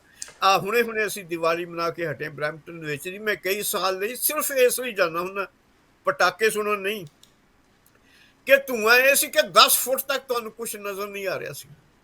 ਸ਼ਾਇਦ ਤੁਸੀਂ ਵੀ ਦੇਖਿਆ ਹੋ। ਇੰਨਾ ਅਸੀਂ ਦੀਵਾਲੀ ਤੇ ਇੰਨਾ ਅਸੀਂ ਬਾਕੀ ਜਿਹੜੇ ਇੱਥੇ ਤਿਉਹਾਰ ਆ ਆਪਣੇ ਕ੍ਰਿਸਮਸ ਦੇ ਉੱਤੇ ਵੀ ਇੰਨਾ ਕੁਝ ਖਰਚ ਕਰਦੇ ਆ ਧੂੰਆਂ ਪੈਦਾ ਕਰਨ ਲਈ, ਬਰਬਾਦੀ ਪੈਦਾ ਕਰਨ ਲਈ। ਮੈਂ ਆਮ ਤੌਰ ਤੇ ਕਹਿੰਦਾ ਹੁੰਦਾ ਕਿ ਬਈ ਯਾਰ ਜੇ ਤੁਸੀਂ ਲਾਉਣਾ ਹੀ ਆ ਕ੍ਰਿਸਮਸ ਟਰੀ, ਅਵਲ ਤਾਂ ਮੈਂ ਕਿਹਾ ਕਿਤੇ ਬਿਬਲੀਕਲ ਗੱਲ ਨਹੀਂ ਵੀ ਕਿਤੇ ਟਰੀ ਨੂੰ ਜਿਹੜਾ ਉਹ ਜਿੰਨਾ ਚਿਰ ਲਾਉਂਦਾ ਯਿਸੂ ਮਸੀਹ ਨੇ ਤੁਹਾਡੇ ਘਰ ਨਹੀਂ ਆਉਣਾ, ਉਹਨੇ ਤਾਂ ਵੀ ਆਉਣਾ ਹੀ ਆ, ਤੁਹਾਡੇ ਦਿਲ ਵਿੱਚ ਵੀ ਆਉਣਾ ਉਹਨੇ। ਤੇ ਜੇ ਤੁਸੀਂ ਇਹ ਟਰੀਜ਼ ਨਾ ਵੀ ਲਾਓਗੇ ਜਿਹੜੀਆਂ, ਤਾਂ ਫਿਰ ਮੁੜ ਕੇ ਲਾ ਕੇ ਬਾਹਰ ਪ੍ਰਦੂਸ਼ਣ ਕਰਨਾ ਕਿ ਬਾਹਰ ਸਿੱਟ ਦੇਣੀ ਆ। ਉਹ ਹੁਣ ਕਿਸੇ ਨਾ ਕਿਸੇ ਨੇ ਚੁੱਕ ਕੇ ਕਿਤੇ ਨਾ ਕਿਤੇ ਦਫਨ ਕਰਨੀਆਂ ਹੀ ਆ, ਤੇ ਉਹ ਤੋਂ ਕਾਰਬਨ ਡਾਈਆਕਸਾਈਡ ਹੀ ਪੈਦਾ ਹੋਣੀ ਆ, ਜਿਹੜਾ ਅੱਜ ਗਲੋਬ ਸਾਰੀ ਦੇ ਵਿੱਚ ਜਿਹੜਾ ਅਸੀਂ ਜਿਹੜੀਆਂ ਅਨਨੈਚੁਰਲ ਤਰੀਕੇ ਨਾਲ ਆਪਣੀਆਂ ਸਬਜ਼ੀਆਂ ਤੇ ਖੀਰੇ ਤੇ ਇਹ ਉਹ ਮੈਲਨ ਵਗੈਰਾ ਪ੍ਰੋਡਿਊਸ ਕਰਦੇ ਆ, ਇਹਨਾਂ ਦੇ ਨਾਲ ਵੀ ਜਿਹੜਾ ਗੈਸ ਇਫੈਕਟ ਹੈ ਉਹ ਤਾਂ ਪੈਦਾ ਹੋਣਾ ਹੀ ਆ, ਤੇ ਉਹਦਾ ਅਸੀਂ ਫਿਰ ਇਫਜ਼ਾਨਾ ਭੁਗਤ ਰਹੇ ਹਾਂ। ਤੁਹਾਨੂੰ ਪਤਾ ਹੋਣਾ ਹਮੀਰਾ ਮਿਲ ਦੇ ਵਿੱਚ ਉਹਨਾਂ ਨੇ ਡਿਸਚਾਰਜ ਜਿਸੋਂ ਸ਼ਰਾਬ ਬਣਾਉਂਦੇ ਉਹਦੇ ਵਿੱਚ ਜਿਹੜਾ ਉਹਦਾ ਡਿਸਚਾਰਜ ਸੀ ਉਹ ਦਰਿਆ ਬਿਆਸ ਵਿੱਚ ਸਿੱਟਤਾ। ਬਿਆਸ ਵਿੱਚ ਜਿਹੜਾ ਸਿੱਟਤਾ ਤੇ ਉਹਦੇ ਨਾਲ ਹਜ਼ਾਰਾਂ ਹਿੰਦੁਸਤਾਨ ਨੇ ਕੋਈ ਰਿਕਾਰਡ ਨਹੀਂ, ਵੱਡੀਆਂ ਛੋਟੀਆਂ ਮੱਛੀਆਂ ਪੂੰਗਾ ਤੱਕ ਤੇ ਇੱਕ ਜਿਹੜੀਆਂ ਚੀਜ਼ਾਂ ਸੀ ਉਹ ਮਰ ਗਈਆਂ। ਮੇਰਾ ਮਤਲਬ ਕਹਿਣ ਦਾ ਕਿ ਜਿੰਨਾ ਚਿਰ ਅਸੀਂ ਹਰ ਬੰਦਾ ਆਪ ਸੁਹਿਰਦਤਾ ਨਾਲ ਕੰਮ ਨਹੀਂ ਕਰਦਾ, ਰਿਸਪੌਂਸਿਬਿਲਿਟੀ ਨਹੀਂ ਕਰਦਾ ਲੈਂਦਾ, ਉਹਨਾਂ ਚਿਰ ਇਹ ਕੰਮ ਜਿਹੜੇ ਆ ਇਹ ਸਾਡੇ ਹੱਥ 'ਚ ਨਹੀਂ ਰਹਿਣੇ, ਤੇ ਅਸੀਂ ਨਾ ਸਿਰਫ ਭੁੱਖ ਮਰੀ, ਉਹਦੇ ਨਾਲ ਮੌਤ ਨੂੰ ਵੀ ਇੱਕ ਸੱਦਾ ਦੇ ਰਹੇ। ਅੱਛਾ ਡਾਕਟਰ ਸਾਹਿਬ, ਜਿਹੜੀਆਂ ਇਹ ਵੱਡੀਆਂ ਵੱਡੀਆਂ ਸਮਿਟ ਹੁੰਦੀਆਂ ਨੇ, ਵੱਡੇ ਵੱਡੇ ਲੋਕ ਆਉਂਦੇ ਨੇ, ਮੈਨੂੰ ਯਾਦ ਹੈ ਇੱਕ ਸਵੀਡਨ ਦੀ ਬੇਟੀ, ਨਿੱਕੀ ਜੀ ਕੁੜੀ, ਉਹਦਾ ਨਾਂ ਭੁੱਲਦਾ ਮੈਂ, ਜਿਹਨੇ ਯੂਐਨ ਅਸੈਂਬਲੀ 'ਚ ਆ ਕੇ ਲੀਡਰਾਂ ਨੂੰ ਵੰਗਾ ਰਿਹਾ ਸੀ ਕਿ ਤੁਸੀਂ ਕੌਣ ਹੁੰਦੇ ਹੋ ਸਾਡੀਆਂ ਜ਼ਿੰਦਗੀਆਂ ਨਾਲ ਖੇਡਣ ਵਾਲੇ। ਯਾਦ ਹੈ ਤੁਹਾਨੂੰ ਨਿੱਕੀ ਜੀ ਕੁੜੀ? ਬਿਲਕੁਲ ਠੀਕ ਆ, ਆਈ forgot the name Who, myself. how you dare to play with our life? ਪਤਾ ਨਹੀਂ ਉਹਨੇ ਕਿਹੜੇ ਕਿਹੜੇ ਸ਼ਬਦ ਬੋਲੇ ਸੀ ਇਹਨਾਂ ਲੀਡਰਾਂ ਨੂੰ। ਪਰ ਇਹ ਲੀਡਰ ਲੋਕ ਜਿਹੜੇ ਆ, ਇਹਨਾਂ ਨੇ ਕਿਉਂਕਿ ਕਾਰਪੋਰੇਟ ਦੇ ਕੋਲੋਂ, ਮੈਂ ਪੰਜਾਬੀ 'ਚ ਕਹਾਂ ਤੇ ਲੂਣ ਖਾਦਾ ਹੁੰਦਾ, ਤੇ ਉਹ ਲੂਣ ਨੂੰ ਜਿਹੜਾ ਨਾ ਉਹ ਹਰਾਮ ਨਹੀਂ ਕਰਦੇ, ਪਬਲਿਕ ਨਾਲ ਉਹਨਾਂ ਦੀਆਂ ਵੋਟਾਂ ਨੂੰ ਹਰਾਮ ਕਰ ਦਿੰਦੇ ਆ। Very true. ਉਹਦੇ ਵਿੱਚ ਗੱਲ ਸਿਰਫ ਸੋਚਣ ਵਾਲੀ ਇਹ ਆ ਕਿ ਜਿੱਦਾਂ ਮੈਂ ਪਹਿਲਾਂ ਕਿਹਾ ਸੀ, ਹਰ ਸ਼ਖਸ ਨੂੰ ਕਹਿਣ ਨੂੰ ਹਰੇਕ ਹੀ ਕਹਿ ਦਿੰਦਾ, ਪਰ ਜਿੰਨਾ ਚਿਰ ਅਸੀਂ ਰਿਸਪੌਂਸਿਬਿਲਿਟੀ ਨਹੀਂ ਲੈਂਦੇ, ਮਿਸਾਲ ਦੇ ਤੌਰ 'ਤੇ ਜਿੱਦਣ ਆਉਂਦੀ ਦੀਵਾਲੀ ਦੀ ਗੱਲ, ਜਾਂ ਹੋਰ ਆਪਣੇ ਜਿਹੜੇ ਆ ਨੈਸ਼ਨਲ ਡੇਜ਼ ਆਉਂਦੇ ਜਿਹਦੇ ਵਿੱਚ ਸਾਡੀ ਡੌਗੀ ਜਿਹੜੀ 3 ਦਿਨ ਬਾਹਰ ਨਹੀਂ ਨਿਕਲਦੀ, ਮੰਜਿਆਂ ਹੇਠਾਂ ਲੁਕੀ ਰਹਿੰਦੀ, ਤਾਂ ਮੈਂ ਸੋਚਦਾ ਕਿ ਉਹ ਮੈਨੂੰ ਇਹ ਕਹਿ ਰਹੀ ਹੁੰਦੀ ਕਿ ਤੁਹਾਨੂੰ ਅਕਲ ਨਹੀਂ ਆਉਂਦੀ, ਮੈਂ ਤਾਂ ਡਰ ਦੇ ਨਾਲ ਕਿਤੇ ਮਰ ਨਾ ਜਾਵਾਂ, ਇੰਨੇ ਪਟਾਕੇ ਚਲਾਉਂਦੇ ਆ, ਤੇ ਤੁਸੀਂ ਹਟ ਜਾਓ ਇਹ ਕੰਮ ਜਿਹੜੇ ਕਰਦੇ ਆ, ਅਸੀਂ ਜਾਨਵਰ ਜਿਹੜੇ ਤੁਹਾਨੂੰ ਅਕਲ ਦਿੰਦੇ ਆ ਕਿ ਇਦਾਂ ਦੇ ਕੰਮ ਬੰਦ ਕਰ ਦਿਓ। ਜੀ ਜੀ। ਅੱਛਾ ਡਾਕਟਰ ਸਾਹਿਬ, ਇਹਦੇ ਤੋਂ ਇਲਾਵਾ ਜੇ ਆਪਾਂ ਗੱਲ ਕਰੀਏ ਤੇ ਜਿਹੜੇ ਟੀਚੇ ਰੱਖੇ ਜਾਂਦੇ ਆ, ਮੈਂ ਦੇਖ ਰਿਹਾ 2030 ਤੱਕ 30% ਕਹਿੰਦੇ ਆ ਜੀ ਅਸੀਂ ਕਮੀ ਕਰਾਂਗੇ ਜਿੰਨਾ ਹੁਣ ਕਰ ਰਹੇ ਆ, ਤੇ ਭਾਰਤ ਵਰਗਾ ਮੁਲਕ 2005 'ਚ ਹੀ ਕਹਿੰਦਾ ਸੀ ਕਿ ਅਸੀਂ 33 ਤੋਂ 35% ਕਾਰਬਨ ਡਾਈਆਕਸਾਈਡ ਜਿਹੜੀ ਆ, ਜਾਂ ਜਿਹੜੀ ਕਾਰਬਨ ਆ, ਇਹਦੇ ਤੇ ਰੋਕ ਲਾਵਾਂਗੇ। ਪਰ ਕਹਿਣੀ ਤੇ ਕਰਨੀ 'ਚ ਕੋਈ ਵੀ ਪੂਰਾ ਨਹੀਂ ਉਤਰਦਾ, ਨਾ ਇਹ ਐਡਵਾਂਸ ਮੁਲਕ ਤੇ ਨਾ ਹੀ ਭਾਰਤ ਵਰਗਾ ਮੁਲਕ। ਉਹਦਾ ਮਤਲਬ ਇਹ ਹੁੰਦਾ ਗਿੱਲ ਸਾਹਿਬ ਜੀ ਕਿ ਜਦੋਂ ਇਹ ਸਟੈਟਿਸਟਿਕਸ ਦਿੰਦੇ ਆ ਨਾ, ਸਾਡਾ ਮੁਲਕ ਵੀ ਕੈਨੇਡਾ ਵੀ ਦਿੰਦਾ, ਕਹਿੰਦੇ ਜੀ ਅਸੀਂ 50 ਸਾਲ ਦੇ ਵਿੱਚ ਜਿਹੜੇ ਆ ਉਹ ਸਾਰੀਆਂ ਜਿਹੜੀਆਂ ਆ ਟੀਚੇ ਜਿਹੜੇ ਕਰ, ਪਰ ਇਹ ਨਹੀਂ ਉਹ ਦੱਸਦੇ ਕਿ 50 ਸਾਲ ਦੇ ਵਿੱਚ ਜਿਹੜਾ ਵਕਫਾ, ਉਹਦੇ 'ਚ ਜਿਹੜਾ ਪ੍ਰਦੂਸ਼ਣ ਪੈਦਾ ਹੋਣਾ ਉਹ ਕਿੰਨੇ % ਕਰ ਦੇਣਾ। ਮੇਰੀ ਗੱਲ ਸਮਝੇ ਨਾ ਤੁਸੀਂ? ਜੀ ਜੀ ਜੀ। ਤਾਂ ਜੇ ਮਤਲਬ ਇਹ ਆ ਕਿ ਇਹ ਜਿਹੜੇ ਟੀਚੇ ਆ, ਇੱਕ ਸਾਇੰਟਿਸਟ ਆਖਦਾ, ਕਹਿੰਦਾ ਟੀਚੇ ਜਿੰਨੇ ਵੀ ਆ ਨਾ, estimations are made to be broken. ਉਹ ਬਣਦੇ ਹੀ ਇਸ ਤਰ੍ਹਾਂ ਦੇ ਵੀ ਕਿ ਉਹ ਜਦੋਂ ਮਰਜ਼ੀ ਜੀ ਕਰਦੇ ਉਹਨਾਂ ਨੂੰ ਤੋੜ ਕੇ ਤੇ ਉਹਨਾਂ ਨੂੰ ਖਤਮ ਕਰ ਦਿੰਦੇ, ਔਰ ਉਹ ਸਾਡੇ ਕੰਟਰੋਲ 'ਚ ਨਹੀਂ ਹੈਗਾ। ਮੈਂ ਮਹਿਸੂਸ ਕਰਦਾ ਕਿ ਇਹ ਪ੍ਰੋਸੈਸ ਜਿਹੜਾ ਹੈਗਾ, ਜਿਹਨੂੰ ਤੁਸੀਂ ਡੈਵਸਟੇਸ਼ਨ ਕਹਿ ਸਕਦੇ ਹੋ, ਇਹ ਇੱਕ ਨੈਚੁਰਲ ਪ੍ਰੋਸੈਸ ਵੀ ਆ ਕਿ ਇਸ ਹਰ ਡੈਵਸਟੇਸ਼ਨ ਦੇ ਵਿੱਚੋਂ, ਇਸ ਹਰ ਭੁੱਖਮਰੀ ਦੇ ਵਿੱਚੋਂ, ਬਰਬਾਦੀ ਦੇ ਵਿੱਚੋਂ ਕੁਛ ਨਾ ਕੁਛ ਸਾਇੰਸ ਦਾ ਅਸੂਲ ਹੈ, ਚੰਗਾ ਤਾਂ ਜ਼ਰੂਰ ਨਿਕਲਦਾ, ਪਰ ਉਸ ਚੰਗਾ ਨਿਕਲਣ ਤੋਂ ਪਹਿਲਾਂ ਐਸੀ ਕੀਮਤ ਸਾਨੂੰ ਦੇਣੀ ਪੈਂਦੀ। ਅੱਜ ਦੇ ਮਿਸਾਲ ਦੇ ਤੌਰ 'ਤੇ ਅੱਜ ਦੇ ਵਕਤ ਦੇ ਵਿੱਚ ਵੀ ਅਸੀਂ ਇਹ ਪੂਰਾ ਜ਼ੋਰ ਲਾਇਆ ਹੋਇਆ, ਔਰ ਅਸੀਂ ਕਹਿੰਦੇ ਕਿ ਆ ਜਿਹੜਾ 2050 ਈਅਰ ਆਉਣ ਤੋਂ ਪਹਿਲਾਂ ਕੈਨੇਡਾ ਦਾ ਇਹ ਟੀਚਾ ਕਿ ਅਸੀਂ ਸਾਡੇ ਹਾਰਡਲੀ 5% ਜਿਹੜੇ ਆ ਉਹ ਗੈਸ ਦੇ ਉੱਤੇ ਸਾਡੀਆਂ ਵਹੀਕਲਸ ਰਹਿ ਜਾਣਗੀਆਂ, ਬਾਕੀ ਸਾਰੇ ਇਲੈਕਟ੍ਰੋਨਿਕਸ ਕਰ ਦਿਆਂਗੇ। ਪਰ ਜਦੋਂ ਤਾਈਂ ਉਹ ਕਰਨਾ, ਤਾਂ ਉਦੋਂ ਤਾਈਂ ਇਹ ਵੀ ਦੇਖੋ ਨਾ ਕਿ ਕਿੰਨੀਆਂ ਕੁ ਕਾਰਾਂ ਤੇ ਟਰੱਕ ਤੇ ਇਹ ਉਸ ਜਿਹੜੇ ਸਾਰੇ ਉਹ ਬਣ ਜਾਣਗੇ। ਮਿਸਾਲ ਦੇ ਤੌਰ ਤੇ ਇਹ ਚੀਜ਼ਾਂ ਅਚੀਵੇਬਲ ਤਾਂ ਹੈਗੀਆਂ, ਪਰ it's not possible to do it in one day. ਇੱਕ ਦਿਨ 'ਚ ਨਹੀਂ ਇਹ ਹੋ ਸਕਦਾ। ਪਰ ਡਾਕਟਰ ਸਾਹਿਬ, ਜਿੱਦਾਂ ਟੀਚੇ ਦੀ ਲੈਂਥ ਰੱਖੀ ਜਾਂਦੀ ਹੈ, ਜਿਵੇਂ ਤੁਸੀਂ ਵੀ ਕਿਹਾ, ਮੈਂ ਵੀ ਦੇਖ ਰਿਹਾ ਹਾਂ ਕਿ 2030 ਤੱਕ ਤੇ ਕਹਿ ਰਹੇ ਆ ਕਿ 30% ਜਿਹੜਾ ਮੌਜੂਦਾ ਦੌਰ ਹੈ ਉਹ ਤੋਂ ਘਟਾਵਾਂਗੇ, 2050 ਤੱਕ ਜਾਂਦਿਆਂ ਉਹਨੂੰ ਅਸੀਂ ਜ਼ੀਰੋ ਲੈਵਲ ਤੇ ਲੈ ਆਵਾਂਗੇ, ਜਿਹੜਾ ਪੋਸੀਬਲ ਹੈ ਹੀ ਨਹੀਂ ਕਿਸੇ ਤਰ੍ਹਾਂ ਵੀ ਨਹੀਂ। ਪਰ ਜਿਹੜੇ ਜੀਵ ਹੁਣ ਜੀ ਰਹੇ ਆ, ਜਿਨ੍ਹਾਂ 2050 ਵੇਖਣਾ ਵੀ ਨਹੀਂ, ਉਹਨਾਂ ਦਾ ਕੀ ਕਸੂਰ ਹੈ ਜੀ? ਬਿਲਕੁਲ ਤੁਹਾਡੀ ਠੀਕ। ਮਿਸਾਲ ਦੇ ਤੌਰ ਤੇ ਤੁਸੀਂ ਫਲੂ ਦਾ ਦੇਖ ਲਓ। ਅੱਜ ਮੇਰੇ ਬਹੁਤ ਸਾਰੇ ਦੋਸਤ ਹੈ ਜਿਹੜੇ ਫਲੂ ਨਾਲ ਪਏ। ਹੁਣ ਫਰਜ਼ ਕਰੋ ਇਹ ਐਸੇ ਤਰੀਕਾਕਾਰ ਦੇ ਨਾਲ ਇੰਨਾ ਵੱਧ ਜਾਂਦਾ। ਅੱਜ ਟੋਰਾਂਟੋ ਦੇ ਵਿੱਚ ਹਸਪਤਾਲ ਦੇ ਵਿੱਚ ਬੈੱਡ ਨਹੀਂ ਰਹੇ, ਬੜੇ ਆਪਰੇਸ਼ਨ ਵੀ ਜਿਹੜੇ ਉਹ ਕੈਂਸਲ ਕਰਕੇ ਤੋਂ ਬੈੱਡਾਂ ਲਈ ਉਹ ਅਵੇਲੇਬਲ ਕਰਨ ਰਹੇ ਹੋਏ। ਆਉਣ ਵਾਲੇ ਵਕਤ ਦੇ ਵਿੱਚ ਜੇ ਇਸੇ ਤਰ੍ਹਾਂ ਦੀ ਬਿਮਾਰੀਆਂ ਹੋਰ ਵੱਧਦੀਆਂ ਗਈਆਂ, ਮੈਨੂੰ ਯਾਦ ਹੈ ਬਿਬਲੀਕਲੀ ਸਪੀਕਿੰਗ ਕਿ ਉਦੋਂ ਲੋਕਾਂ ਨੂੰ ਬਹੁਤੀਆਂ ਬਿਮਾਰੀਆਂ ਦੇ ਨਾਂ ਨਹੀਂ ਸੀ, ਇੱਕੋ ਹੀ ਗੱਲ ਸੀ ਕਿ ਜਦੋਂ ਮੂਸਾ ਉਹਨਾਂ ਨੂੰ ਕੱਢ ਕੇ ਲਿਆਇਆ ਨਾ, ਮਤਲਬ ਈਜਿਪਟ ਦੇ ਵਿੱਚ ਯਹੂਦੀਆਂ ਨੂੰ, ਤਾਂ ਜੰਗਲ ਵਿੱਚ ਦੀ ਲੰਘ ਰਿਹਾ ਸੀ, ਪਹਾੜਾਂ ਵਿੱਚ ਦੀ, ਤਾਂ ਡੈਜ਼ਰਟ ਦੇ ਜੰਗਲ ਤਾਂ ਨਹੀਂ ਸੀ ਬਹੁਤੇ। ਤੇ ਉੱਥੇ ਲਿਖਿਆ ਕਿ ਉਹਨਾਂ 'ਤੇ 10 ਪਲੇਗਾਂ ਆਈਆਂ। ਤੇ ਮੈਂ ਮਹਿਸੂਸ ਕਰਦਾ ਸੀ ਕਿ ਉਹ ਬਿਮਾਰੀਆਂ ਤਾਂ ਡਿਫਰੈਂਟ ਸੀ, ਪਰ ਉਹਨਾਂ ਨੂੰ ਬਹੁਤਾ ਪਤਾ ਨਹੀਂ ਸੀ ਕਿਹੜੀਆਂ-ਕਿਹੜੀਆਂ ਬਿਮਾਰੀਆਂ। ਅਜੇ ਹੁਣ ਆਪਣੇ ਜ਼ਿੰਦਗੀ ਦੇ ਵਿੱਚ ਵੀ ਆਪਾਂ ਦੇਖਦੇ ਹਾਂ ਕਈ ਬਿਮਾਰੀਆਂ ਦੇ ਅਸੀਂ ਨਵੇਂ ਨਾਂ ਸੁਣ ਰਹੇ ਹਾਂ। ਕੋਵਿਡ ਕਦੀ ਸੁਣਿਆ ਹੀ ਨਹੀਂ ਸੀ ਅਸੀਂ। ਸਮਾਲ ਪੌਕਸ ਜਿਹੜਾ ਇਹ ਹੀ ਸੁਣਿਆ ਸੀ, ਪਰ ਉਹਦੇ ਨਾਲ ਲੱਗਦੀਆਂ ਬਿਮਾਰੀਆਂ ਜਿਹੜੀਆਂ ਵੱਧ ਤੋਂ ਵੱਧ ਕੋਹੜ ਸੁਣਿਆ ਸੀ, ਪਰ ਹੋਰ ਨਹੀਂ ਸੀ ਸੁਣੀਆਂ। ਟਾਈਫਾਇਡ ਦੀ ਬਿਮਾਰੀ ਮੈਂ ਕਦੀ ਨਹੀਂ ਸੁਣੀ ਸੀ, ਪਰ ਜਦੋਂ ਮੇਰੇ ਛੋਟੇ ਭਰਾ ਨੂੰ ਹੋਇਆ ਉਦੋਂ ਹੀ ਮੈਨੂੰ ਪਤਾ ਲੱਗਾ ਵੀ ਟਾਈਫਾਇਡ ਵੀ ਕੋਈ ਬਿਮਾਰੀ ਹੈ। ਮਲੇ ਮਲੇਰੀਆ ਇਸੇ ਤਰ੍ਹਾਂ ਬਿਮਾਰੀ ਹੈ। ਤਾਂ ਮੇਰਾ ਮਤਲਬ ਇਹ ਹੈ ਕਿ ਤੁਹਾਡਾ ਬਿਲਕੁਲ ਠੀਕ ਖਿਆਲ ਆ, ਤਰਕ ਵੀ ਬਿਲਕੁਲ ਠੀਕ ਹੈ ਤੁਹਾਡਾ, ਕਿ ਆਉਣ ਵਾਲੇ ਵਕਤ 'ਚ ਜਿਹੜੀਆਂ ਬਿਮਾਰੀਆਂ ਜਦੋਂ ਉਹ ਵੱਧਦੀਆਂ ਜਾਣਗੀਆਂ, ਤੇ ਜੇ ਅਸੀਂ ਪੋਲੂਸ਼ਨ ਦੇ ਉੱਤੇ, ਪ੍ਰਦੂਸ਼ਣ ਦੇ ਉੱਤੇ ਕੰਟਰੋਲ ਨਾ ਕੀਤਾ ਤੇ ਅੱਛਾ এনवायरमेंट ਪੈਦਾ ਨਾ ਕੀਤਾ, ਤੇ ਇੱਕ ਦਿਨ ਹੋ ਸਕਦਾ ਆਕਸੀਜਨ ਹੀ ਖਤਮ ਹੋ ਜਾਏ। ਤੇ ਜੇ ਆਕਸੀਜਨ ਹੀ ਖਤਮ ਹੋ ਜਾਏ, ਮੈਨੂੰ ਪ੍ਰਤੀਕ ਖੁਰੀ ਆਪਣੇ ਦੋਸਤ ਹੈ, ਤੁਹਾਨੂੰ ਵੀ ਪਤਾ ਉਹਨਾਂ ਦਾ, ਆਰਟਿਸਟ ਹੈ ਨਾ ਪ੍ਰਤੀਕ ਖੁਰੀ। ਤੇ ਉਹਨਾਂ ਦਾ ਮੈਂ ਦੇਖਿਆ ਸੀ, ਉਹਨਾਂ ਨੇ ਇੱਕ ਵਾਰੀ ਇੱਕ ਕਾਰਟੂਨ ਬਣਾਇਆ ਕਿ ਭਾਰਤ ਵਿੱਚ ਨਾ ਉਹ 에ਅਰਪੋਰਟ ਦੇ ਉੱਤੇ ਇੱਕ ਬੰਦਾ ਇਧਰੋਂ ਨਿਕਲਿਆ ਤੇ ਉਹ ਉਤਰਿਆ, ਜਹਾਜ਼ 'ਚ ਉਤਰਿਆ। ਜਦੋਂ ਤੋਂ ਉਤਰਿਆ ਤਾਂ ਪਿੱਛੇ ਸਿਲੰਡਰ ਲਾਇਆ ਉਹਨੇ ਬਹੁਤ ਸਾਰਾ ਆਕਸੀਜਨ ਦਾ, ਤੇ ਉੱਤੇ ਲਿਖਿਆ ਹੋਇਆ ਮੇਰਾ ਟੀਚਾ ਇਹ ਆ ਕਿ ਮੈਂ ਭਾਰਤ ਦੇ ਵਿੱਚ ਜਿੰਦਾ ਰਵਾਂ। ਮੈਂ ਉਹ ਦੇਖ ਕੇ ਬੜਾ ਹੈਰਾਨ ਸੀ ਕਿ ਆਉਣ ਵਾਲੇ ਵਕਤ ਦੇ ਵਿੱਚ ਜਿੱਦਾਂ ਆਪਾਂ ਪਾਣੀ ਦੀ ਬੋਤਲ ਲੈ ਕੇ ਤੁਰ ਪੈਂਦੇ, ਜੇ ਇਸ ਤਰ੍ਹਾਂ ਸਿਲਸਿਲਾ ਚੱਲਦਾ ਰਿਹਾ, ਹੋ ਸਕਦਾ ਸਾਨੂੰ ਹਰ ਸ਼ਖਸ ਨੂੰ ਬਾਹਰ ਨਿਕਲਣ ਲਈ ਇੱਕ ਆਕਸੀਜਨ ਦੀ ਬੋਤਲ ਨਾਲ ਲੈ ਕੇ ਨਿਕਲਣਾ ਪਏਗਾ, ਜੇ ਅਸੀਂ ਕੰਟਰੋਲ ਨਾ ਕਰ ਸਕੇ। ਜੀ ਡਾਕਟਰ ਸਾਹਿਬ, ਦਿੱਲੀ ਵਰਗੇ ਸ਼ਹਿਰਾਂ ਦੇ ਵਿੱਚ ਤੇ ਇਹ ਹਾਲ ਹੋਇਆ ਪਿਆ। ਕਿਹਾ ਜਾਂਦਾ ਹੈ ਕਿ ਲੋਕ ਜਦੋਂ ਆਪਣੇ ਕੰਮਾਂ ਕਾਰਾਂ ਤੋਂ ਘਰ ਪਰਤਦੇ ਆ, ਤੇ ਜਿਹੜੇ ਲੋਕ ਮਤਲਬ ਸਮਰੱਥ ਨੇ, ਉਹਨਾਂ ਸਾਰਿਆਂ ਨੇ ਆਪਣੇ ਘਰਾਂ 'ਚ ਗੈਸ ਦੇ ਸਿਲੰਡਰ ਰੱਖੇ ਆਕਸੀਜਨ ਦੇ, ਤੇ ਉਹ 15-20 ਮਿੰਟ ਆ ਕੇ ਆਕਸੀਜਨ ਲਾ ਕੇ ਤੇ ਫਿਰ ਤਰੋ ਤਾਜ਼ਾ ਹੁੰਦੇ ਆ। ਪਹਿਲਾਂ ਆਪਾਂ ਜਦੋਂ ਬਿਲਕੁਲ ਠੀਕ। ਬਾਹਰੋਂ ਜਦੋਂ ਇਹ ਕੰਮਾਂ ਤੋਂ ਆਉਂਦੇ, ਸਿੱਧੇ ਵਾਸ਼ਰੂਮ ਜਾਂਦੇ ਸੀ, ਮੂੰਹ ਹੱਥ ਧੋ ਕੇ ਕਿੰਨੇ ਫਰੈਸ਼ ਹੋ ਗਏ ਆ ਜੀ। ਹੁਣ ਫਰੈਸ਼ ਹੋਣ ਲਈ ਆਹੋ, ਆਕਸੀਜਨ ਦੀ ਲੋੜ ਹੈ ਸਾਨੂੰ। ਅੱਜ ਅੱਜ ਦੇ ਦੌਰ ਦੇ ਵਿੱਚ ਚਾਈਨਾ ਦੇ ਵਿੱਚ ਜਿੱਦਾਂ ਆਪਣੇ ਰੈਸਟੋਰੈਂਟ ਹੈ ਨਾ ਖੁੱਲੇ ਥਾਂ ਥਾਂ ਤੇ, ਉੱਥੇ ਉਹਨਾਂ ਨੇ ਰੈਸਟੋਰੈਂਟ ਖੁੱਲੇ ਹੋਏ ਇੱਕ ਤਰ੍ਹਾਂ ਵੀ, ਜਦ ਤੁਸੀਂ ਥੱਕ ਜਾਂਦੇ ਤੇ ਆਓ ਅੰਦਰ ਨਾ, ਉੱਥੇ ਸਾਡੇ ਸਿਲੰਡਰ ਲੱਗੇ ਤਾਂ ਆਕਸੀਜਨ ਦੇ ਵਿੱਚ ਹੋ ਸਕਦਾ ਅੱਧਾ ਘੰਟਾ 15 ਮਿੰਟ ਉਹ ਆਕਸੀਜਨ ਲੈਂਦੇ ਉੱਥੇ। ਤੇ ਇਹ ਸਿਲਸਿਲੇ ਜਿਹੜੇ ਆ ਇਹਨਾਂ ਨਾਲ ਦੁਨੀਆ ਪਤਾ ਨਹੀਂ ਕਿੱਥੇ ਜਾ ਕੇ ਖਤਮ ਹੋਣੀ। ਤੇ ਜੇ ਮੈਂ ਇਹ ਕਹੂੰਗਾ ਕਿ ਐਸੀ ਨਹੀਂ ਗੱਲ ਕਿ ਅਸੀਂ ਦੇ ਸਾਰੇ ਲੋਕਾਂ ਨੇ, ਸਾਰੇ ਮੁਲਕਾਂ ਨੇ, ਸਾਰੀਆਂ ਸੁਸਾਇਟੀਆਂ, ਕਮਿਊਨਿਟੀ ਨੇ, ਇਹਦੇ ਉੱਤੇ ਅਸੀਂ ਅਸਰ ਅੰਦਾਜ਼ ਨਹੀਂ ਹੁੰਦੇ।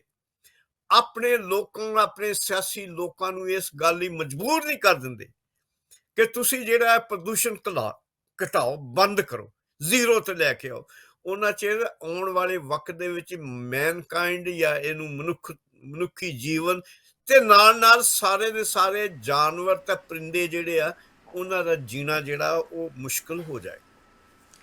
ਅੱਛਾ ਡਾਕਟਰ ਸਾਹਿਬ, ਜਿਹੜੇ ਬਦਲਵੇਂ ਪ੍ਰਬੰਧ ਆਪਾਂ ਕਰ ਰਹੇ ਹਾਂ ਆਪਣੀ ਊਰਜਾ ਦੇ, ਕਿ ਪੈਟਰੋਲ ਤੋਂ, ਡੀਜ਼ਲ ਤੋਂ, ਕੋਲੇ ਤੋਂ, ਜਾਂ ਇਹਨਾਂ ਚੀਜ਼ਾਂ ਦੇ ਉੱਤੋਂ ਆਪਾਂ ਆਪਣੀ ਡਿਪੈਂਡੈਂਸੀ ਘਟਾ ਕੇ ਤੇ ਇਲੈਕਟ੍ਰੋਨਿਕਸ ਵਾਲੇ ਪਾਸੇ ਨੂੰ ਜਾ ਰਹੇ ਹਾਂ, ਤੇ ਕੀ ਤੁਸੀਂ ਸਮਝਦੇ ਹੋ ਕਿ ਜਿਹੜੀਆਂ ਉਹ ਬੈਟਰੀਆਂ ਲੀਥੀਅਮ ਵਾਲੀਆਂ ਬਣ ਰਹੀਆਂ ਨੇ, ਡਰਾਈ ਬੈਟਰੀਆਂ, ਉਹ ਪੋਲਿਊਸ਼ਨ ਦਾ ਕਾਰਨ ਨਹੀਂ ਹੋਣਗੀਆਂ? ਜਦੋਂ ਉਹਨਾਂ ਨੂੰ ਡਿਸਪੋਜ਼ ਆਫ ਬਹੁਤ ਕਰਾਂਗੇ ਵੱਡਾ ਆਪਾਂ, ਕਾਰਨ, ਜਦੋਂ ਆਪਾਂ ਡਿਸਪੋਜ਼ ਬਹੁਤ ਕਰਾਂਗੇ, ਵੱਡਾ ਫਿਰ ਕੀ ਹੋਏਗਾ?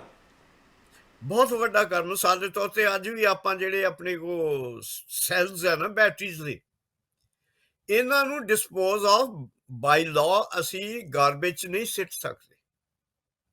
ਉਹਨਾਂ ਨੂੰ ਡਿਸਪੋਜ਼ ਆਫ ਕਰਨ ਲਈ ਉਹ ਇੱਕ ਤਰੀਕਾਕਾਰ ਹੈ, ਤੁਸੀਂ ਉਹਨਾਂ ਨੂੰ ਫੋਨ ਕਰੋ, ਆਪਣੀ ਜਿਹੜੀ ਲੋਕਲ ਬਾਡੀ ਆ, ਤੇ ਉਹ ਤੁਹਾਨੂੰ ਦੇਣਗੇ। ਮਿਸਾਲ ਦੇ ਤੌਰ ਤੇ ਤੁਸੀਂ ਹੈਰਾਨ ਹੋਗੇ, ਮੈਨੂੰ ਇੱਕ ਉਹਨਾਂ ਨੇ ਇੱਕ ਡੱਬਾ ਦਿੱਤਾ ਹੋਇਆ ਕਿ ਜਦੋਂ ਤੂੰ ਆਪਣਾ ਚੈੱਕ ਕਰੇ ਬਲੱਡ, ਕੀ ਕਹਿੰਦੇ ਹੁੰਦੇ, ਬਲੱਡ ਆਪਣੇ ਡਾਇਬੈਟਿਕਸ ਦਾ, ਤੇ ਜਿਹੜਾ ਉਹਦਾ ਚੀਜ਼ਾਂ ਉਹਦੇ ਵਿੱਚੋਂ ਜਿਹੜੇ ਆ ਉਹ ਸਾਰਾ ਡਿਸਪੋਜ਼ ਆਫ ਕਰਨੇ, ਪ੍ਰੋਪਰਲੀ ਡਿਸਪੋਜ਼ ਆਫ ਕਰਨੇ, ਬਾਹਰ ਨਹੀਂ ਸਿੱਟਣੇ।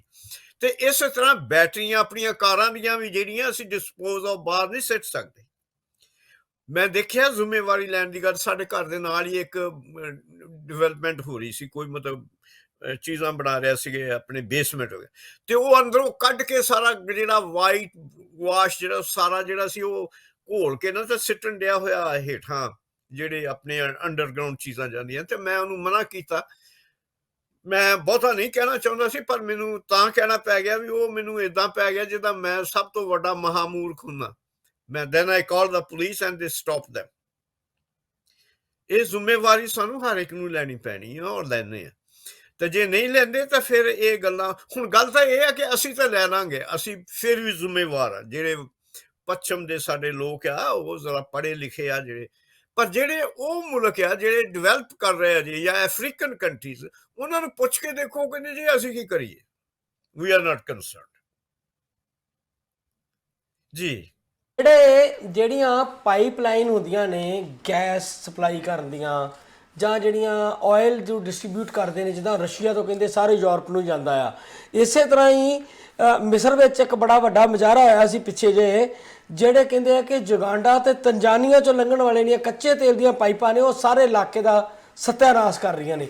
ਆਪਾਂ ਵੀ ਇੱਥੇ ਜਾਣਦੇ ਆ, ਸਾਡੇ ਕੈਲਗਰੀ ਵਾਲੇ ਪਾਸਿਓਂ ਜਿਹੜੀ ਪਾਈਪਲਾਈਨ ਅਮਰੀਕਾ ਜਾਣੀ ਆ, ਜਾਂ ਲੰਬੇ ਸਮੇਂ ਤੋਂ ਉਹਦੀ ਲੜਾਈ ਚੱਲਦੀ ਆ, ਗ੍ਰੀਨ ਪਾਰਟੀ ਉਹਦਾ ਹੁੱਕਾ ਦਿੰਦੀ ਆ ਕਿ ਅਸੀਂ ਨਹੀਂ ਕਰਨ ਦੇਣੀ, NDP ਵੀ ਕਹਿੰਦੀ ਸ਼ਾਇਦ ਨਹੀਂ ਕਰਨ ਦੇਣੀ, ਪਰ ਹਾਲਾਤ ਇਦਾਂ ਦੇ ਆ ਕਿ ਜੇ ਚੀਜ਼ਾਂ ਨੂੰ ਫੌਰੀ ਤੌਰ ਤੇ ਰੋਕਦੇ ਆ ਤੇ ਬਾਕੀ ਜਿਹੜਾ ਜਨ ਜੀਵਨ ਆ ਉਥਲ ਪੁਥਲ ਹੋ ਜਾਂਦਾ। ਸੋ ਇਹਦੇ ਲਈ ਬੈਲੈਂਸ ਤਰੀਕਾਕਾਰ ਕੀ ਹੋ ਸਕਦਾ ਕਿ ਜਨ ਜੀਵਨ ਵੀ ਠੀਕ ਚੱਲਦਾ ਰਹੇ ਤੇ ਨਾਲ ਦੀ ਨਾਲ ਡਿਵੈਲਪਮੈਂਟ ਵੀ ਨਾ ਰੁਕੇ ਤੇ ਲੋਕ ਵੀ ਸੌਖਾ ਸਾਹ ਲੈ ਸਕਣ। ਇਹ ਤਾਂ ਗੱਲ ਠੀਕ ਹੈ ਜੀ। ਚਲੋ ਜਿਹੜਾ ਆਪਣਾ ਨਾ ਕੈਨੇਡਾ ਵਾਲਾ, ਕਿ ਵੀ ਆਰ ਰਿਸਪੌਂਸਿਬਲ ਪੀਪਲ, ਪੜ੍ਹੇ ਲਿਖੇ, ਅਸੀਂ ਕੋਈ ਸਾਡਾ ਕੋਈ ਅਮਰੀਕਾ ਨਾਲ ਜੰਗ ਨਹੀਂ, ਸਭ ਤੋਂ ਨੇੜੇ ਸਾਡਾ ਮੁਲਕ ਅਮਰੀਕਾ ਦੇ ਨਾਲ ਹੀ ਲੱਗਦਾ ਨਾ ਹਰ ਬਾਰਡਰ। ਪਰ ਜਿਹੜੇ ਪਾਈਪਲਾਈਨ ਫਰਜ਼ ਕਰੋ ਜਿਹੜੀਆਂ ਉੱਥੋਂ ਈਰਾਨ ਦੇ ਵਿੱਚ ਦੀ ਜਾ ਕੇ ਤਾਂ ਅਫਗਾਨਿਸਤਾਨ ਦੇ ਵਿੱਚ ਜਾ ਕੇ ਇੰਡੀਆ ਪਹੁੰਚਣੀਆਂ, ਤੇ ਕੱਲ ਜਿਹੜੇ ਸਾਡੇ ਅੱਤਵਾਦੀ ਬੰਦੇ ਆ ਉਧਰ ਰਹਿੰਦੇ ਉਹ ਉਡਾ ਦੇਣ, ਤਾਂ ਤੁਸੀਂ ਅੰਦਾਜ਼ਾ ਲਓ ਕਿੱਡਾ ਵੱਡਾ ਬੰਬ ਪਟਾਕਾ ਹੋਊਗਾ ਕਿ ਪਤਾ ਨਹੀਂ ਕਿੰਨੇ 1000 ਟਨ ਜਿਹੜਾ ਉਹ ਵੇਸਟੇਜ ਜਿਹੜਾ ਉਹਨੂੰ ਅੱਗ ਲੱਗ ਜੂ। ਫਿਰ ਕੀ ਬਣੂ? ਅਸੀਂ ਇਹ ਤਾਂ ਕਹਿ ਦਿੰਦੇ ਹਾਂ ਕਿ ਅਸੀਂ ਏਦਾਂ ਕਰ ਲਾਂਗੇ, ਅਸੀਂ ਜੀ ਉਹਦਾ ਸਿਕਿਉਰਿਟੀ ਰੱਖਾਂਗੇ। ਸਿਕਿਉਰਿਟੀ ਕੀ ਮੈਨਾਂ ਰੱਖਦੀ ਜੇ ਇੱਕ ਮੁਲਕ ਹੀ ਪੂਰੇ ਦਾ ਪੂਰਾ ਕਹਿੰਦਾ ਕਿ ਨੋ ਵੀ ਡੋਂਟ ਵਾਂਟ ਇਟ, ਫਿਰ ਕੀ ਬਣਨਾ? ਬਹੁਤ ਸਾਰੀਆਂ ਚੀਜ਼ਾਂ ਐਸੀਆਂ ਹੈਗੀਆਂ ਗਿੱਲ ਸਾਹਿਬ ਜਿਹਨਾਂ ਦਾ ਮਿਸਾਲ ਦੇ ਤੌਰ ਤੇ ਸਾਡਾ ਪਾਣੀ ਦਾ ਹੀ ਆ, ਵਾਟਰ ਸਿਸਟਮ। ਅੱਜ ਜੇ ਸਾਡਾ ਦੁਸ਼ਮਣ ਆ ਕੇ ਸਾਡਾ ਵਾਟਰ ਸਿਸਟਮ ਖਰਾਬ ਕਰ ਦੇ ਤੇ ਅਸੀਂ ਕੀ ਕਰਾਂਗੇ? ਨਿੱਕੀ ਜੀ ਗੱਲ ਆ। ਤੋ ਇਸ ਲਈ ਜਿਹੜੀਆਂ ਮਾਰੂ ਸ਼ਕਤੀਆਂ ਇਨਸਾਨ ਨੇ ਆਪਣੇ ਆਪ ਲਈ ਘਾਤਕ ਚੀਜ਼ਾਂ ਪੈਦਾ ਕੀਤੀਆਂ ਹੋਈਆਂ, ਉਹਨਾਂ ਦੇ ਉੱਤੇ ਐਜੂਕੇਟ ਕਰਨ ਦੀ ਲੋੜ ਹੈ ਲੋਕਾਂ ਨੂੰ ਕਿ ਉਹ ਇਹ ਜਿਹੜੀ એનર્ਜੀ ਆ ਜੇ ਸਾਡੇ ਹੱਥ ਆ ਗਈ ਆ, ਜਿੱਦਾਂ ਕਹਿੰਦੇ ਆ ਬਾਂਦਰ ਦੇ ਹੱਥ ਤੀਲੀ ਆ ਗਈ ਤੇ ਉਹਨੇ ਜੰਗਲ ਨੂੰ ਅੱਗ ਲਾਤੀ, ਤੇ ਜੇ ਇਹ ਤੀਲੀ ਜਿਹੜੀ ਗਲਤ ਲੋਕਾਂ ਦੇ ਹੱਥ ਆ ਗਈ ਤਾਂ ਫੇਰ ਕੀ ਬਣਨਾ? ਈਵਨ ਟੁਡੇ ਅੱਜ ਡਰਟੀ ਬੰਬ ਜਿਹੜਾ, ਕੁਝ ਐਸੇ ਲੋਕ ਆ ਜਿਹੜੇ ਐਟੋਮਿਕ ਡਰਟੀ ਬੰਬ ਜਿਹਨੂੰ ਕਹਿੰਦੇ ਉਹ ਬਣਾ ਸਕਦੇ, ਤੇ ਜੇ ਉਹ ਬਣਾਉਣ ਦੇ ਵਿੱਚ ਸਫਲ ਹੋ ਜਾਣ ਤਾਂ ਬਾਕੀ ਲੋਕਾਂ ਨੂੰ ਤਾਂ ਕੋਈ ਸੰਧੀ ਕਰਕੇ ਬਚਾ ਹੀ ਸਕਦਾ, ਤੇ ਉਹ ਕਹਿਣਗੇ ਅਸੀਂ ਤਾਂ ਨਹੀਂ ਕਰਦੇ ਤੁਹਾਡੇ ਨਾਲ ਸੰਧੀ, ਫੇਰ ਕੀ ਬਣੂ? ਅੱਜ ਜਿਹੜਾ ਦੁਖਾਂਤ ਯੂਕਰੇਨ ਦੀ ਤੁਸੀਂ ਗੱਲ ਕੀਤੀ ਸੀ ਉਹੀ ਹੈ ਨਾ। ਇੱਕ ਚੀਜ਼ ਮੇਰੇ ਦਿਲ 'ਚ ਬੜੀ ਭਾਰੀ ਔਰ ਬੜੀ ਡੀਪਲੀ ਮੇਰੇ ਦਿਲ 'ਚ ਇਫੈਕਟ ਕਰਦੀ। ਇਹਦਾ ਮਤਲਬ ਇਹ ਹੋਇਆ ਜੋ ਕੁਝ ਉੱਥੇ ਹੋਇਆ ਕਿ ਇੱਕ ਵੱਡਾ ਮੁਲਕ ਜਿਹਦੇ ਕੋਲ ਐਟੋਮਿਕ એનર્ਜੀ ਆ ਜਾਂ ਜਿਹੜਾ ਤਾਕਤਵਰ ਮੁਲਕ ਆ, ਉਹ ਕਿਸੇ ਵੀ ਮੁਲਕ ਨੂੰ ਥ੍ਰੈਟ ਕਰ ਦੂ ਤੇ ਅਸੀਂ ਹੈਲਪਲੈਸ ਕਹਿ ਲਓ, ਬੇਮਦਦ, ਬਗੈਰ ਕਿਸੇ ਸਾਧਨ ਦੇ ਅਸੀਂ ਉੱਥੇ ਖੜੇ ਦੇਖ ਰਹੇ ਹਾਂ। ਕਿਉਂਕਿ ਜੇ ਅਸੀਂ ਵੀ ਹਿੱਲਾਂਗੇ, ਉਹਨੂੰ ਚੈਲੰਜ ਕਰਾਂਗੇ, ਉਹ ਕਹਿੰਦਾ okay I will throw the atom bomb, then ਵਾਟ? ਇਹ ਜ਼ਿੰਮੇਵਾਰੀ ਇਨਸਾਨ ਤੋਂ ਖਤਮ ਹੁੰਦੀ ਜਾ ਰਹੀ ਹੈ। ਉਹ ਕਹਿੰਦਾ ਮੈਨੂੰ ਇਸ ਚੀਜ਼ ਦੀ ਲੋੜ ਹੀ ਨਹੀਂ। ਮੈਨੂੰ ਯਾਦ ਹੈ, ਹਾਲਾਂਕਿ ਸਕੂਲ ਦੇ ਬੱਚੇ, ਇੱਕ ਵਾਰੀ ਇੱਕ ਸਕੂਲ ਦੇ ਬੱਚੇ ਨੂੰ ਮੈਂ ਕਹਿ ਦਿੱਤਾ, ਇੱਥੇ ਦੀ ਗੱਲ ਹੈ ਕਿ ਉਹ ਛੋਟੇ ਛੋਟੇ ਰੁੱਖ ਜਿਹੇ ਲੱਗੇ ਹੋਏ ਤੇ ਉਹਦੇ ਉੱਤੇ ਟਾਹਣੀਆਂ ਦੇ ਨਾਲ ਝੂਟੇ ਲੈ ਰਿਹਾ ਤੇ ਉਹ ਟੁੱਟ ਕੇ ਤਾਂ ਡਿੱਗ ਪਈ। ਤੇ ਮੈਂ ਕਿਹਾ why are you doing it, why are you breaking it? ਉਹ ਕਹਿੰਦਾ ਇਹ ਤੇਰਾ ਰੁੱਖ। ਦੱਸੋ, ਹਾਲਾਂਕਿ ਸਕੂਲ ਵਾਲਿਆਂ ਨੂੰ ਇਹ ਦੱਸਣਾ ਚਾਹੀਦਾ, ਦੱਸਦੇ ਵੀ ਹੋਣਗੇ, ਮੈਂ ਨਹੀਂ ਕਹਿੰਦਾ ਨਹੀਂ ਕਰਦੇ, ਪਰ ਉਹਦਾ ਜਵਾਬ ਦੇਖੋ, ਕਹਿੰਦਾ ਤੇਰਾ, you don't have to tell me. ਮੇਰਾ ਮਤਲਬ ਕੁਐਸਚਨ ਇਹ ਹੈ ਕਿ ਰਿਸਪੌਂਸਿਬਿਲਿਟੀ ਜਿਹੜੀ ਆ ਉਹ ਬਹੁਤ ਜ਼ਰੂਰ ਔਰ ਵੱਡਾ ਅਸਰ ਰੱਖਦੀ ਹੈ ਇਸ ਦੁਨੀਆ ਦੇ ਉੱਤੇ, ਜੇ ਅਸੀਂ ਇਸ ਦੁਨੀਆ ਨੂੰ ਬਚਾਉਣਾ। ਔਰ ਗਰੀਬੀ, ਜਿੱਦਾਂ ਆਪਾਂ ਬਿਗਨਿੰਗ 'ਚ ਸ਼ੁਰੂ, ਗਰੀਬੀ ਇੱਕ ਐਸੀ ਪ੍ਰਦੂਸ਼ਣ ਪੈਦਾ ਕਰਦੀ ਕਿ ਲੋਕ ਤਾਂ ਸੱਕ ਵੀ ਦਰਖਤਾਂ ਦੇ ਲਾ ਲਾ ਕੇ ਖਾ ਜਾਣਗੇ। ਇੱਕ ਰੁੱਖ ਨੂੰ ਬਚਾਉਣਾ ਤੇ ਇੱਕ ਪਾਸੇ ਮੈਂ ਉਹ ਦੇਖਿਆ ਇੱਕ ਸੋਮਾਲੀਆ ਦੇ ਵਿੱਚ ਇੱਕ ਇੱਕ ਚੈਪਟਰ ਕੋਈ 20 ਕੇ 25 ਸਾਲ ਦੀ ਗੱਲ ਆ, ਉਦੋਂ ਮੇਰਾ ਖਿਆਲ ਮੈਂ ਇੰਗਲੈਂਡ 'ਚ ਹੀ ਸੀ, ਕਿ ਬੱਚੇ ਤੇ ਬੰਦੇ ਉਹਨਾਂ ਦੀਆਂ ਮਾਵਾਂ ਘਾਹ ਦੀਆਂ ਤਿੜਾਂ ਪੁੱਟ ਕੇ ਖਾ ਰਹੇ, ਭੁੱਖ। ਤੇ ਮੇਰਾ ਮਤਲਬ ਕਹਿਣ ਦਾ ਇਹ ਕਿ ਕੀ ਰੁੱਖ ਉਹਨਾਂ ਲਈ ਮਿਹਨਤ ਰੱਖਦੇ ਜਾਂ ਕੀ ਕਿਸਮ ਦੀਆਂ ਚੀਜ਼ਾਂ ਜਿਹੜੀਆਂ ਉਹ ਰਿਸਪੌਂਸਿਬਿਲਿਟੀ ਰਹਿਣਗੇ। ਇਸ ਲਈ ਇਹ ਸਾਰੇ ਦਾ ਸਾਰਾ ਜਿਹੜਾ ਸਿਲਸਿਲਾ, ਇਹ ਜਗਰਨੌਟ ਜਿਹੜਾ ਇਹ ਇੰਟਰਡਿਪੈਂਡੈਂਟ ਹੈ। ਜੇ ਅਸੀਂ ਇੱਕ ਮਸਲੇ ਨੂੰ ਹੱਲ ਕਰ ਲੈਂਦੇ ਹਾਂ ਤਾਂ ਦੂਜਾ ਖੜਾ ਹੋ ਜਾਂਦਾ, ਤੀਜਾ ਖੜਾ ਹੋ ਜਾਂਦਾ। ਇਸ ਲਈ ਲੋੜ ਇਹ ਆ ਕਿ ਇਹ ਘਰ ਤੋਂ ਸ਼ੁਰੂ ਹੋਏ ਕਿ ਅਸੀਂ ਘਰ ਤੋਂ ਕੀ ਮਹਿਸੂਸ ਕਰਦੇ ਤੇ ਅਸੀਂ ਆਪਣੇ ਮੁਲਕ। ਹਾਂ, ਕਿ ਮੈਨੂੰ ਉਹ ਬਹੁਤ ਸੋਹਣੀ ਗੱਲ ਤੁਹਾਡੀ ਲੱਗੀ ਕਿ ਇੱਕ ਔਰਤ ਨੇ ਜਾ ਕੇ UN ਦੇ ਵਿੱਚ, ਇੱਕ ਬੱਚੀ ਨੇ ਜਾ ਕੇ ਉੱਥੇ ਚੈਲੰਜ ਕੀਤਾ। ਪਰ ਸਵਾਲ ਤਾਂ ਇਹ ਹੈ ਕਿ ਕੀ ਇਹ ਚੀਜ਼ਾਂ ਉਹਦੇ ਆਪਣੇ ਮੁਲਕ ਵਿੱਚ ਹੀ ਤਾਂ ਸਟਾਰਟ ਹੋਣਾ ਚਾਹੀਦਾ। ਉਹਦਾ ਆਪਣਾ ਮੁਲਕ, ਉਹਦੇ ਜਿਹੜੇ ਲੀਡਰ ਆ ਉਹ ਕੀ ਕਰ ਰਹੇ, ਇਹ ਦੇਖਣ ਵਾਲੀ ਗੱਲ। ਡਾਕਟਰ ਸਾਹਿਬ, ਉਸ ਬੱਚੀ ਨੇ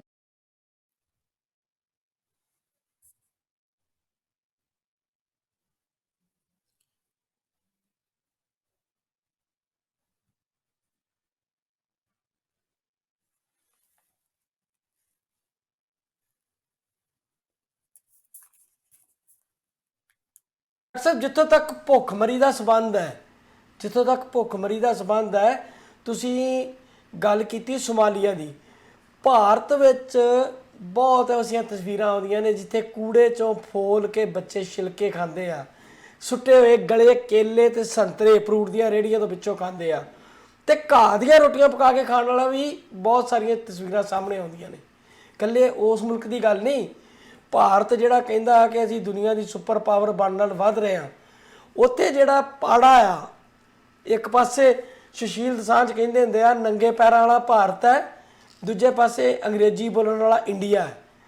ਇੰਨਾ ਜ਼ਿਆਦਾ ਗੈਪ ਹੋ ਗਿਆ ਕਿ ਉਹਦਾ ਨੰਗੇ ਪੈਰਾਂ ਵਾਲਾ ਭਾਰਤ ਆ, ਉਹਦੀ ਕੋਈ ਪੁੱਛ ਨਹੀਂ ਆ। ਕੋਵਿਡ 'ਚ ਆਪਾਂ ਦੇਖਿਆ ਕਿੱਦਾਂ ਮਜ਼ਦੂਰ ਹਜ਼ਾਰਾਂ ਮੀਲ ਪੈਦਲ ਤੁਰ ਕੇ, ਕੋਈ ਸਾਈਕਲ 'ਤੇ, ਇੱਕ ਨਿੱਕੇ ਜਿਹੇ ਬੱਚੇ ਦੀ ਤਸਵੀਰ ਵਾਇਰਲ ਹੋਈ ਸੀ, ਟੈਚੀ ਤੇ ਮੁੱਦਾ ਪਿਆ ਹੋਇਆ ਸੀ, ਉਹਨੂੰ ਰੇੜ ਕੇ ਲਿਜਾ ਰਹੇ ਉਹਦੇ ਮਾਪੇ। ਤੇ UN ਕਹਿੰਦਾ ਹੈ ਕਿ ਨਰਿੰਦਰ ਮੋਦੀ ਹੋਰਾਂ ਨੇ ਜਿਸ ਤਰੀਕੇ ਨਾਲ ਕੋਵਿਡ ਦੇ ਵੇਲੇ ਕੰਮ ਕੀਤਾ, ਉਹਦੀ ਪ੍ਰਸ਼ੰਸਾ ਕਰਨੀ ਬਣਦੀ ਆ। ਬਿਲਕੁਲ ਜੀ, ਕਰਦੇ ਅਸੀਂ ਵੀ।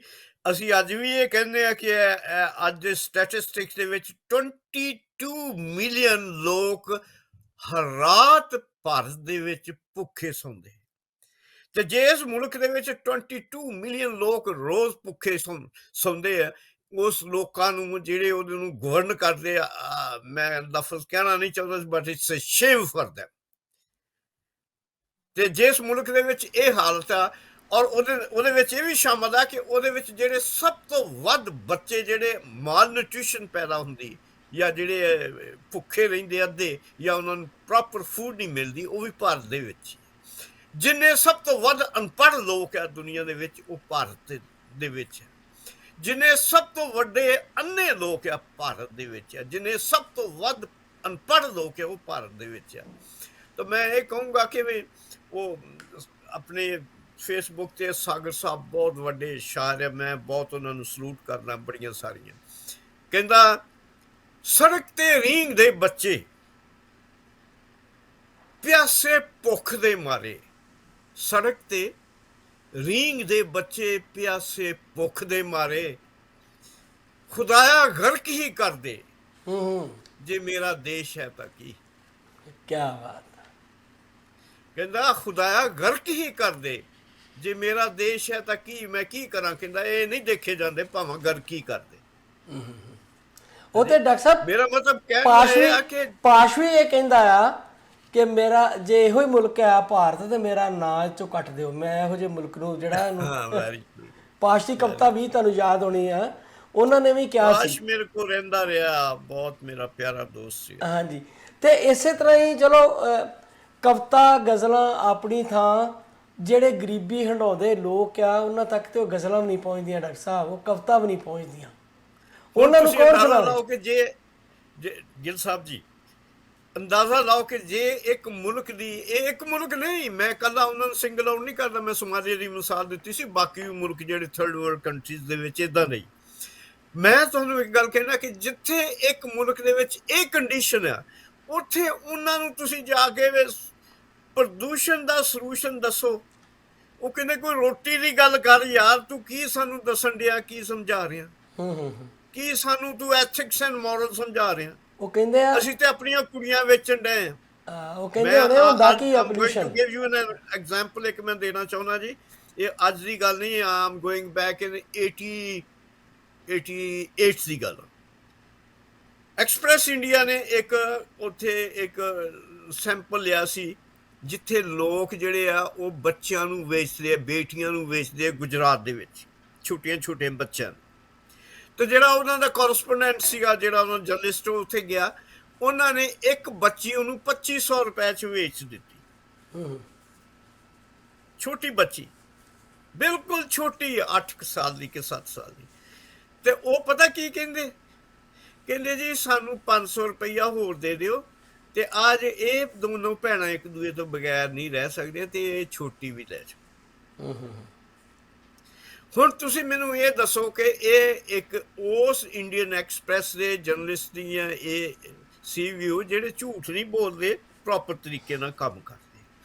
ਮੇਰਾ ਮਤਲਬ ਇਹ ਕਿ ਆਪਾਂ ਤਾਂ ਗੱਲਾਂ ਕਰਦੇ ਪ੍ਰਦੂਸ਼ਣ ਦੀਆਂ, ਤੁਸੀਂ ਤੇ ਮੈਂ, ਸਾਡੇ ਕੋਲ ਹੋ ਜਾਂਦੀਆਂ ਕਿਉਂਕਿ ਅਸੀਂ ਇਸ ਸਿਕਿਉਰਿਟੀ 'ਚ ਬੈਠੇ। ਜੇ ਅਸੀਂ ਉਸ ਲਾਈਫ ਸਿਕਿਉਰਿਟੀ ਦੇ ਵਿੱਚ ਦੀ ਲੰਘ ਕੇ ਦੇਖੀਏ ਤੇ ਅਸੀਂ ਵੀ ਨਹੀਂ ਗੱਲ ਕਰਾਂਗੇ ਜੀ, ਸਾਡੇ ਕੋਲ ਵੀ ਨਹੀਂ ਗੱਲ ਹੋਈ। ਅੱਛਾ ਡਾਕਟਰ ਸਾਹਿਬ, ਜਿੱਥੋਂ ਤੱਕ ਭੁੱਖਮਰੀ ਤੇ ਗਰੀਬੀ ਦਾ ਗੱਲ ਆ, ਉਹ ਇੱਕ ਵਿਸ਼ਾ ਵੱਖਰਾ, ਵੈਸੇ ਵੱਡਾ ਵਿਸ਼ਾ ਹੈ, ਤੇ ਵੀ ਕਿਸੇ ਦਿਨ ਆਪਾਂ ਗੱਲ ਨਿੱਠ ਕੇ ਕਰਾਂਗੇ। ਭਾਰਤ ਦੇ ਹੁਕਮਰਾਨ ਬੜੇ ਮਾਣ ਨਾਲ ਕਹਿੰਦੇ ਆ ਕਿ ਅਸੀਂ 80 ਕਰੋੜ ਲੋਕਾਂ ਨੂੰ ਫ੍ਰੀ ਫੂਡ ਦੇ ਰਹੇ ਹਾਂ, ਯਾਨੀ ਕਿ 80 ਕਰੋੜ ਲੋਕ ਇਸ ਤਰ੍ਹਾਂ ਦੇ ਭਾਰਤ 'ਚ ਵਸਦੇ ਨੇ 1.5 ਅਰਬ ਦੀ ਆਬਾਦੀ 'ਚੋਂ, ਜਿਹੜੇ ਆਪਣਾ ਫੂਡ ਢਿੱਡ ਭਰਨ ਜੋਗਾ, ਜਿਹੜਾ ਉਹ ਸੁੰਡੀਆਂ ਦਾ ਲੱਗਿਆ ਹੋਇਆ, ਉਹ ਸਿਉਂਕ ਖਾਧਾ ਹੋਇਆ ਫੂਡ ਮਿਲਦਾ, ਜਿਹੜਾ ਫ੍ਰੀ ਵਾਲਾ ਫੂਡ ਹੈ, ਉਹਦੇ 'ਤੇ ਡਿਪੈਂਡੈਂਟ ਨੇ। ਇਹਨਾਂ ਨੂੰ ਸ਼ਰਮ ਨਾਲ ਡੁੱਬ ਨਹੀਂ ਮਰਨਾ ਚਾਹੀਦਾ।